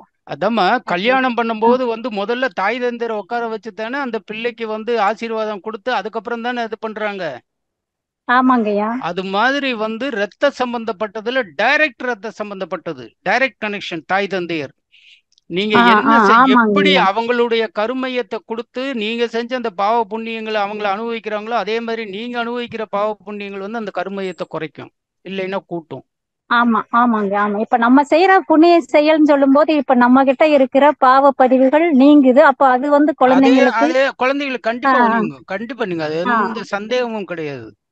எல்லாம் சொல்லுவாங்க, ஏன்டா அந்த பிள்ளைகளே இன்னும் வந்து ரோட்ல திரிஞ்சுக்கிட்டு இருக்கு, நீ இன்னும் இந்த பாவம் செஞ்சுக்கிட்டு இருந்தீங்கன்னா பாவம் அது என்ன கதிரா ஆகும், நல்லது செய்யுங்கடா அப்படின்னு சொல்றது இல்லையா? ஆமா ஆமா, கண்டிப்பா. அதான் வேற ஒண்ணு. கண்டிப்பா. சரிங்க சரிங்க, ரொம்ப நல்ல விளக்கம், நல்லா இருந்தீங்க. ரொம்ப நன்றி. வாழ்க வளமுடன். நன்றி அம்மா, நன்றி அம்மா, வாழ்க வளமுடன். நன்றி. அடுத்ததாக விஜய் கண்ணன் ஐயா அவர்களை அன்போடு அழைக்கிறோம். ஐயா வாழ்க வளமுடன்ங்க. நான் என் பேர் கண்ணன், பெங்களூர்ல இருந்து பேசுறேங்க. கண்ணன் ஐயா சொல்லுங்க. உங்களுடைய செஷன் ரொம்ப நல்லா இருந்ததுங்க. இதுல நீங்க ஒரு அருமையான ஒரு விஷயம் சொன்னீங்க. நம்மளுடைய உடல் மற்ற இதெல்லாம் வந்து எலக்ட்ரிக்கல் அண்ட் மேக்னெட்டிக் வேவ் சம்பந்தப்பட்ட அதிகமா இருக்கு. அதே மாதிரி கிரகங்கள் இருக்கக்கூடிய அந்த எலக்ட்ரோ மேக்னெட்டிக் ஃபோர்ஸ் நம்மளை வந்து அந்தந்த காலகட்டங்கள்ல எப்படி எப்படி அமைஞ்சிருக்கோ நம்மளை அதை தாக்குது. அதுக்கு தகுந்த மாதிரி நம்ம நல்லது கெட்டதை அனுபவிக்கிறோம் அப்படின்னு. இதுல கேள்வி நான் பாத்தீங்களா, நமக்கு ஒரு ஒரு சூழ்நிலைகள், அதாவது ஜாதகப்படியோ இல்ல சூழ்நிலைப்படியோ நமக்கு ஒரு மோசமான ஒரு சூழ்நிலைன்னு இருக்கும்போது அந்த எலக்ட்ரோ மேக்னெட்டிக் வேவோ அந்த ஃபோர்ஸோ கம்மியா தான் இருக்கும் நம்ம உடம்புல அந்த நேரங்கள்ல. அதனாலதான் நமக்கு ஒரு பிரச்சனைகள் நடக்குது. அப்படி இருக்கையில நம்ம இப்படி ஒரு தவங்கள், நவகிரக தவங்களோ ஏதோ பண்ணும்போது அதை எப்படி நம்ம ரிசீவ் பண்ணிக்க முடியும்? அதை ரிசீவ் பண்றதே வந்து நமக்கு ஒரு சிரமமான ஒரு விஷயமா தானே இருக்கும். இல்ல அதாவது வந்து எப்படின்னு கேட்டீங்கன்னா, மகரிஷி சொல்றதை நல்லா புரிஞ்சுக்கணும். நான் முதல்ல ஒண்ணு சொன்னேன் பாத்தீங்களா, நம்மளுடைய உடல் செல்கள் எப்படி பழக்கப்படுத்தி வைத்திருக்கிறோமோ அந்த வகையில அது அமைஞ்சிருக்கும். நல்லா கவனிக்கணும் நீங்க. இப்ப மூளை செல்கள்ல வந்து நல்ல நீங்க இப்ப தவம் தியானங்கள் பட்டு நல்ல பழக்க வழக்கங்கள் நல்ல பூர்ணத்துவம் பெற்று நல்ல யாருக்கும் தொந்தரவு தராம அந்த வயதிலே வாழ்ந்து வந்திருந்தீங்கன்னா உங்க உடல் செல்கள் அந்த மூளை செல்கள் பூரா நல்ல இதுல எப்பொழுதுமே நல்லது நினைக்க நல்லது செய்ய நடக்கும். சில நேரங்கள் நீங்க வந்து அந்த ஒரு மேக்னெட்டிக் ஃபீல்டு விஷயமா வந்து கெட்டதுல உள்ள நுழைஞ்சாலும் அந்த ஷெல்கள் வந்து அது நீங்க பழக்கப்படுத்தி வைத்திருப்பதால் எது வந்தாலும் அந்த தீமையை தடுத்து உங்களுக்கு நன்மையை செய்யறது அளவுக்கு, அதாவது தீமையை தடுத்தாலே போதும், அது நன்மை தானே. கெட்டவன் கெட்டிடில் கிட்டிடும் ராஜயோகம், புரியுதா? கெட்டவன் கெட்டு போயிட்டான்னா ராஜயோகம் தானே உங்களுக்கு, இல்லையா? அவன் வர்றவன் வந்து இவனை என்ன சொன்னாலும் தொட முடியலடான்னு சொன்னாலே அது நன்மை தானே நமக்கு. பாவத்துல இருந்து மீண்டு விட்டோம் அல்லவா, தீமையிலிருந்து. அந்த மாதிரி நம்ம என்ன பண்ண தவம் தியானங்கள் செய்யும் போது அந்த மேக்னெட்டிக் பவர்ஸ் வந்து உங்களுக்கு தடுத்து நல்லா கவனிங்க. அதாவது தவத்தை செய்ய செய்ய செய்ய செய்ய உங்களுக்கு ஆறாவட்டம் உடம்புல பெருக ஆரம்பிச்சிடும். இப்பவே இருக்கு, ஆறாவட்டம் இருக்கு, எல்லாம் ஒரு இன்ச்சு 1.5 இன்ச்சு இருக்கு. ஆனா தவம் செய்ய செய்ய உங்களுக்கு ஆறாவட்டம் பின்னால இது பண்ணுச்சு அப்படின்னா எந்த விதமான நெகட்டிவ் போர்ஸும் உங்களை வந்து அணுகாத அளவுக்கு அந்த ஆறாவட்டம் உங்களுக்கு கவசமாக அமைந்து விடும். ஆனாங்க ஒரு என்னுடைய பர்சனல் இது அனுபவம் வந்து பாத்தீங்கன்னா, சில நேரங்கள்ல அந்த தவங்கள் பண்ணணும், நல்ல சூழ்நிலை எல்லாமே நல்லா இருக்க மாதிரி தான் இருக்கும், உட்காந்து நல்லா பண்ணுவோம். ஆனா பர்டிகுலரா சில பிரச்சனைகள், ஒரு டிஸ்டர்பன்ஸோ இல்ல ஏதோ ஒண்ணு வரும். இப்ப என்ன ஏது சில இது ஆராய்ச்சி பண்ணி பாத்தீங்கன்னா அதுக்கப்புறம் நடக்கக்கூடிய விளைவுகள் வேற மாதிரி இருக்கும். அதாவது நம்ம பண்ணும்போதே அந்த இதுக்கு தடங்கள் உருவாகுது அப்படிங்கிறது என்னுடைய எண்ணம். அப்படி உருவாகும் போது அந்த மாதிரி விஷயங்களை ஓவர் கம் பண்ண முடியல. இயற்கையே நம்ம அங்க தடுக்குது ஏதோ ஒரு விஷயத்துல. இப்ப அது நம்ம கையில தான் இருக்கு, நல்லா புரிஞ்சுக்குங்க, நம்ம கையில தான் இருக்கு. தவம் எப்பொழுதெல்லாம் செய்யணும், எப்பொழுதெல்லாம் அதை கடைப்பிடிச்சா நல்லா இருக்குங்கிறத நம்ம தான் தீர்மானம் பண்ணணும். நான் அடிக்கடி என் ஃப்ரெண்ட்ஸுகிட்ட ஒன்று சொல்லுவேன். நீ 4:30 மணிக்கு எந்திரிச்சு எக்ஸசைஸ் பண்றதை காட்டிலும் 4:30 மணிக்கு எந்திரிச்சு நீ தவத்தை முதல்ல ஒரு 1/2 hourல முடிச்சுட்டு செய்யி. எல்லாரும் சில நேரங்கள்ல எக்ஸசைஸ் பண்ணிட்டு அப்புறம் தவத்தை தான் கடைசியில செய்ய சொல்லுவார்.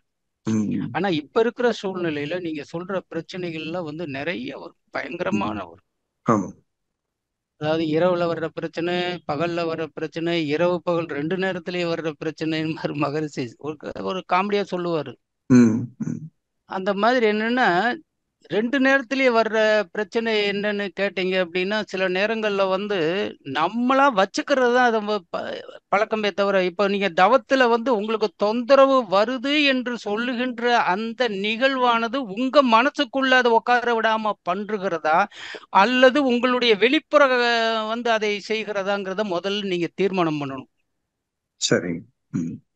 ஆனா நீங்க அதை சொல்லல. இல்ல எனக்கு நான் தவம் இருக்கும்போது எனக்கு தொந்தரவு விழுந்து வெளியே இருந்து வருதா இல்ல மனசுக்குள்ள இருந்து வருதா நீங்க சொல்லலையே. சொன்னதானே அதுக்கு நான் முடிவு சொல்ல முடியும். இல்ல அது வெளியில இருந்து ரெண்டுமே உருவாயிருங்க. மனசே சில நேரம் ஒருங்கிணைக்க முடியாது. சில நேரம் வெளியில இருந்து டச் ஆகும் போதே மனசுக்குள்ள வந்துரும்ல அது. கரெக்ட்டுங்க. அதுக்கு நம்ம என்ன பண்ணணும்? எந்த விதமான தொந்தரவும் இல்லாம தவம் செய்யணும். நல்லா கேட்டுங்க. மகரிஷி ஆரம்பத்திலே சின்ன வயசுல எப்பொழுது தவம் இருக்க ஆரம்பிச்சாரோ அவருக்கு தனி அறை கிடையாது, தனி பெரிய தியான மண்டபம் கிடையாது, ஒண்ணும் கிடையாது. சாதாரண வறுமையான குடும்பத்துல பிறந்து தவத்துல இருந்து வந்திருக்காருன்னு அவர் என்ன சொல்லுவாருன்னு கேட்டீங்கன்னா, எல்லாரும் தூங்கின பின்னாடி தவத்துக்கு உட்காருவாராம், எல்லாரும் எந்திரிக்கிறதுக்கு முன்னாடி தவத்தை முடிப்பாராம். புரியுதுங்களா? நீங்க காலையில 4 மணி 5 மணிக்கு எந்திரிச்சு உட்காருங்க, உங்களை யார் தொந்தரவு பண்ண போறா? சரி. அந்த இடத்துல தவம் பண்ணுங்க. அதே நேரத்துல எக்ஸசைஸ் பண்ணும்போது யாராவது கத்திட்டு இருந்தாலும் அதை பத்தி உங்களுக்கு என்ன இருக்கு? நீங்க எந்த மூமெண்ட்ஸ் கொடுக்குறீங்களோ அந்த இடத்துல மனசை வச்சுட்டு நீங்க பாட்டு பண்ணிட்டு இருக்க வேண்டியது தானே. அது மாதிரி தவத்தை நம்ம தான் தேர்ந்தெடுத்துக்கணும் ஐயா. அமைதியான நேரங்கள்ல நம்ம தான் தேர்ந்தெடுத்துக்கணும். அதுக்கு நமக்கு சோம்பேறித்தனமா இருக்கு, எந்திரிக்க முடியலன்னா அதுக்கு நம்ம என்ன பண்ணுவாங்க, மத்தவங்க என்ன பண்ணுவாங்க? அப்ப நீங்க தொந்தரவுல தான் தவம் பண்ணி ஆகணும். தவத்துக்கு வேண்டியது அருமையான அட்டாங்க யோகத்துல சொன்னாரு. முதல்ல தவத்துக்கு என்னென்ன வேணுமோ அதை பூரா வச்சுக்குங்க. தவத்துக்கு என்னென்ன தேவையில்லை விட்டுருங்க. ஒரு அருமையான இடத்துல ஒரு துணியை விரிங்க, காற்றோட்டமான ஒரு இடத்துல உட்காருங்க. அந்த தவத்திலே பிராணாயாமம் செய்ய சொல்லி இருக்காங்க, மூச்சு பயிற்சி. ஆனா அதுக்கு பதில் மகரிஷியே தவத்துல கொடுத்துட்டாரு. தண்டுவிட பயிற்சியும் நாடி சுத்தி தண்டுவிட பயிற்சி கொடுத்துட்டாரு. அது பிராணாயாமம் தான். அது செஞ்சுட்டு அப்படியே உட்காந்தீங்கன்னா அதை ஃபாலோ பண்ணீங்கன்னா தவம் வந்துட்டு போகுது. ஓகே. அப்புறம் அடுத்த இது கேள்விங்க, தவம் பண்ணும்போது நிறைய நல்லா ரொம்ப நேரம் பண்ணிட்டு தலைவலி வந்துருதுங்க. ரொம்ப கம்மியா பண்ணுங்க. முதல்ல ஆரம்பத்துல பழக்கப்படுத்துங்க.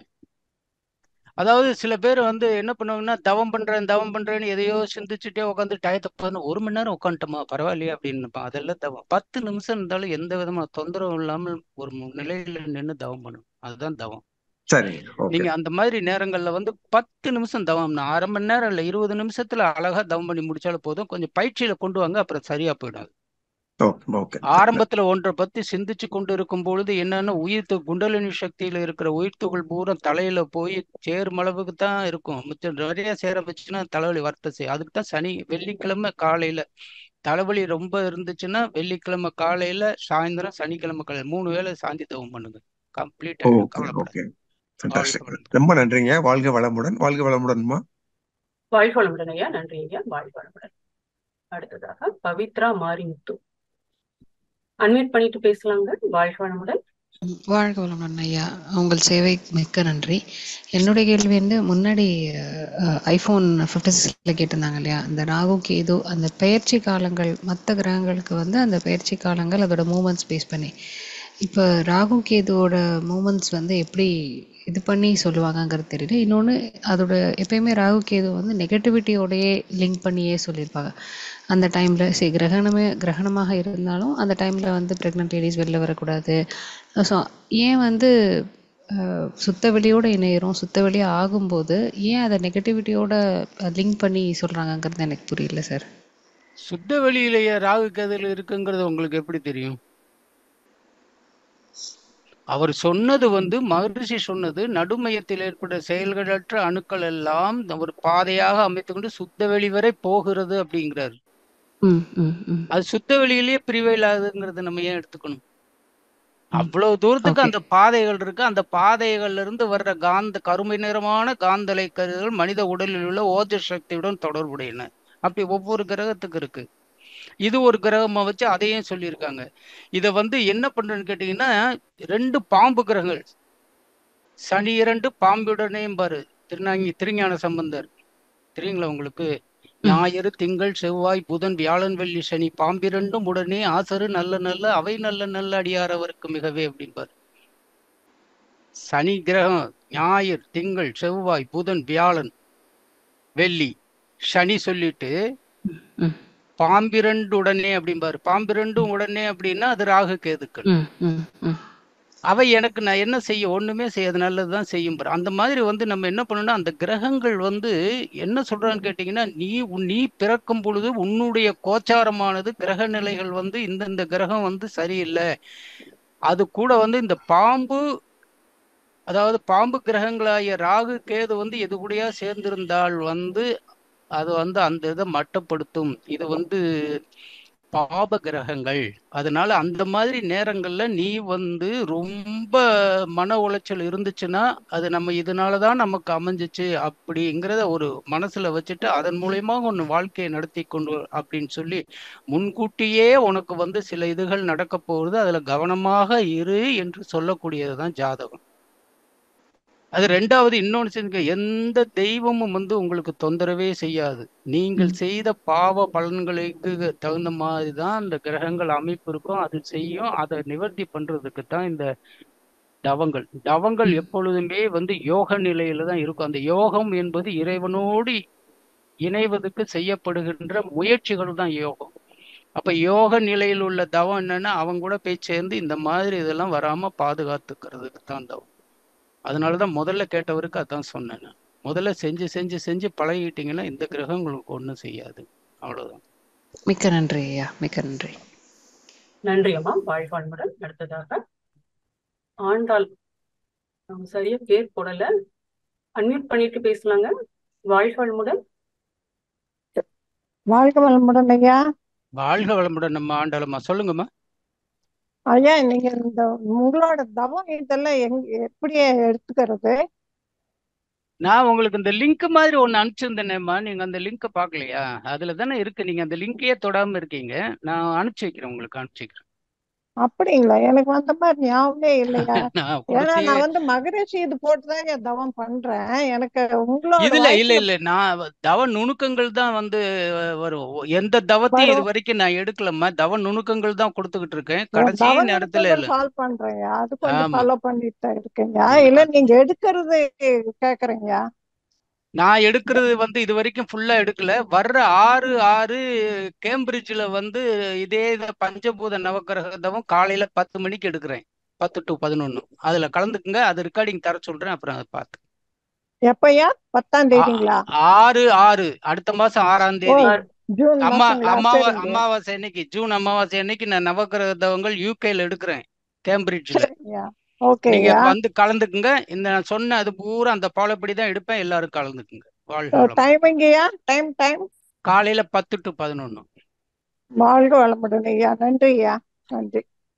வாழ்க வளமுடன் அம்மா. நன்றி அம்மா. அடுத்ததாக கடைசி நண்பராக மங்கை தனம் அம்மா அவர்களே அன்போடு அழைக்கிறோம். கேள்விகளை சுருக்கமா கேட்கலாமா நேரம் கருதி? வாழ்க வளமுடன் அம்மா, வாழ்க வளமுடன் ஐயா, காமராஜ் ஐயா, வாழ்க வளமுடன் வளமுடன். நம்ம வாழ்க வளமுடன். மங்கை அம்மா சீக்கிரம் கேள்வி மட்டும் கேளுங்க, டைம் ஒன்னாச்சு. எல்லாரும் எனக்கு கேள்வியே இல்லையா, உங்களுக்கு ஒரு வாழ்த்து சொல்லுவதற்காகத்தான். நன்றி நன்றி. வாழ்க நன்றி ஐயா, வளமுடன், வாழ்க வாழ்க வளமுடன். வளமுடன், வாழ்க வளமுடன் அம்மா, வாழ்க வளமுடன். வாழ்க நன்றி வளமுடன். ஐயா, வாழ்க வளமுடன். நன்றி அம்மா, நன்றி அம்மா, வாழ்க வளமுடன். மிகவும் சிறப்பு ஐயா. இன்றைய தினம் அனைவருக்கும் மிக மிக பயனுள்ளதா இருந்தது. இன்னைக்கு எனக்கு ஒரு சந்தேகம் ஐயா, ஒரே ஒரு சொல்லுங்க இறுதியாக. சொல்லுங்க சொல்லுங்க. இப்ப இவ்வளவு விஷயங்கள் இருக்கு. கோள்களுடைய அலைகள்ல தான் நம்ம வாழ்ந்துட்டு இருக்கோம். அதனுடைய தாக்கம் எப்பயுமே நடந்துட்டு இருக்கு. அது நன்மையும் இருக்கு, தீமையும் இருக்கு, எல்லாமே இருக்கு. நம்மள அஃபெக்ட் பண்ணிட்டு இருக்கு. நம்ம கர்மயத்துல இருக்கிறதா கொண்டு வந்துட்டு இருக்கு அப்படிங்கறதுதான் அடிப்படை. அந்த புரிதல் இருக்கு. ஆனா நாம அதை கண்டு அச்சம் கொள்ள வேண்டாம் இல்லையா? நிறைய பேர் அதை கண்டு அச்சம் கொள்றாங்க ஐயா. அப்ப நம்ம அதை ஃபேஸ் பண்றதுக்கு தயாரா இருக்கணும். அந்த மகரிஷியுடைய தவ பயிற்சிகளையும் நம்ம தவறாம மேற்கொண்டு அதை எதிர்கொள்றதுக்கு மகரிஷி என்னென்னலாம் நமக்கு சொல்லியிருக்காங்களோ அதை எதிர்கொள்றதுக்கு, வாழ்க்கையில வர்ற சிக்கல்களை எதிர்கொள்றதுக்கு என்னென்னலாம் செய்யணுமோ அதை செய்யணும் இல்லைங்களா ஐயா? அதை விட்டுட்டு நிறைய பேர் அச்சம் கொண்ட ஜாதகம் பார்த்தாலே அதை ஒரு ரொம்ப நெகட்டிவா நினைச்சு இந்த கோள்களை எல்லாம் இப்ப மகரிஷி எல்லாம் ராகு கேதுலாம் ஒரு கெட்டது. அதாவது என்னன்னு கேட்டீங்கன்னா, அதாவது ஜாதகம் என்பது ப்ரெடிக்ஷன் அப்படிம்பாங்க, முன்கூட்டியே சொல்லக்கூடிய சில நிகழ்வுகள். இந்த நேரத்துல அதை செய்யாத, உனக்கு கிரக நிலை சரியில்லை, அதனால அது ரொம்ப நட்டத்தை ஏற்படுத்திக்கிறாத, உன் உடல்நிலை சரியில்லாம போயிடும் அப்படி இப்படின்னு சொல்லும் போது தீமைகள் வருதுன்னு அதுல இருந்து விலகி நம்ம செய்யறதுதான் புத்திசாலித்தனம். ஒண்ணுமே பேசாம இருந்துடலாம். அது என்ன செய்யுது, இது என்ன செய்யுது அப்படின்னு செய்யலாம். அந்த அளவுக்கு நீங்க மனசுக்குள்ள போட்டு அதை ஸ்ட்ராங் பண்ணணும். அது வந்தாலும் அதை எதிர்ப்பு சக்தியை தீர்க்கக்கூடிய சக்தி உடம்புலயே வச்சுக்கணும். நம்ம எதிர்கொள்றதுக்கு சக்தி நல்லா நிறைவா வச்சுக்கணும். உடல் சக்தி இருந்துச்சுன்னா எந்த பொருளையும் எதிர்கொள்ளலாம், எந்த நிகழ்வையும் எதிர்கொள்ளலாம், எஃபெக்ட் பண்ணாது. அதனாலதான் மகரிஷி சொல்லுவார், நான் அந்த சொன்னது காரணம் தான். அது உடல் பட்சி ஆகட்டும், எதாகட்டும், தவமாகட்டும், என்னமாகட்டும், உடல் செல்களை பழக்கப்படுத்தி வைத்து விட்டால் உனக்கு ஏதாவது துன்பங்கள் வரும்போது அது நிவர்த்தி செய்து விடும். அந்த பழக்கத்துல இருந்து அது போகாது. இப்ப நான் நல்லா செய்திருக்கேன். மகரிஷி சொல்ற அந்த இந்த கால சுத்திரம் பாத்தீங்கன்னா, கால் பயிற்சியில அதுல சுத்தி சுத்தி எல்லாம் பண்ணுனா அதுல இருக்கிற செல்கள் பூரா நல்லா சுத்தி ரவுண்டாகி நல்லா இப்படி படுத்து அப்படி படுத்து செல்கள்லாம் அந்த பழக்கத்தை கொண்டு வந்துடும். யாராவது நடந்து போகும்போது டப்புன்னு ஒரு குழிக்குள்ள காலை வச்சான்னு டெசகிருச்சுன்னு வச்சுக்கோங்க, கொஞ்ச நேரம் வலி எடுக்க அப்புறம் சரியா போயிடும். ஏன்னா அது பழக்கத்துக்கு வந்துருச்சு. அதை ஒண்ணுமே செய்யாம தேமனேன்னு வச்சிருந்து சோம்பேறித்தனமா அந்த செல்லை வச்சுக்கிட்டே இருந்தீங்கன்னா அது லேசா, அதைத்தான் சொல்றாரு. அதாவது அந்த செல்லுக்கு சரியான பயிற்சி கொடுக்காமல், அதுக்கு நன்மை தரும் அளவுக்கு அதுக்கு பயிற்சி கொடுக்காமல் விட்டு விட்டால், தீமை வரும் பொழுது நீ மனதில் நினைத்து போக வேண்டும் என்று நீ நினைத்தாலும் உடல் உனக்கு ஒத்துழைக்காது. எவ்வளவு பெரிய வார்த்தை மகரிஷி. வாழ்க வளமுடன். சிறப்பு சிறப்பு. ரொம்ப அனைவருக்கும் இன்றைக்கு நல்ல ஒரு புரிதல் வந்திருக்கும். நம்ம கோள்களை பார்த்து அச்சம் கொள்ள வேண்டாம். அது போல நம்மளை சுத்தி எவ்வளவு பெரிய இயக்கம் நடந்துட்டு இருக்கு. நம்ம ஒரு சிறிய அளவுல இருக்கோம் அப்படிங்கறது இப்ப நான் ரொம்ப சிறப்பா இருந்தது. இல்ல ஆக்சுவலா இந்த தவ நுணுக்கங்கள்ல நவகிரகங்கள் மீது தவம் பார்ட் 1 தான் கொடுத்துருக்கேன். ஓ சரிங்க சரி. இனிமேல் வாழ்க்கையில எப்படி பண்ணும், எப்படி இது பண்ணும்னு ஒவ்வொரு கிரகங்களையும் தனியா அது ஜாதகத்துல எப்படி இருந்தா எப்படின்னு சொல்லி சில இதுகள்லாம் கொடுக்க இருக்கு உங்களுக்கு. அதுல நிறைய பதில், உங்களுடைய கேள்விக்கு பதில் வரும். சிறப்பையா. வாழ்க வளமுடைய. ரொம்ப சிறப்பையா. இதோட நிறைவு செய்துக்கலாமாங்க ஐயா? கண்டிப்பா நிறைவு செய்துக்கலாம். வாழ்க வளமுடன் ஐயா. மிக்க நன்றி ஐயா, மிக்க நன்றி. வாழ்க வளமுடன் ஐயா. வாழ்க வளமுடன். நம் கடமை அறவாழ்வின் நாட்டத்தே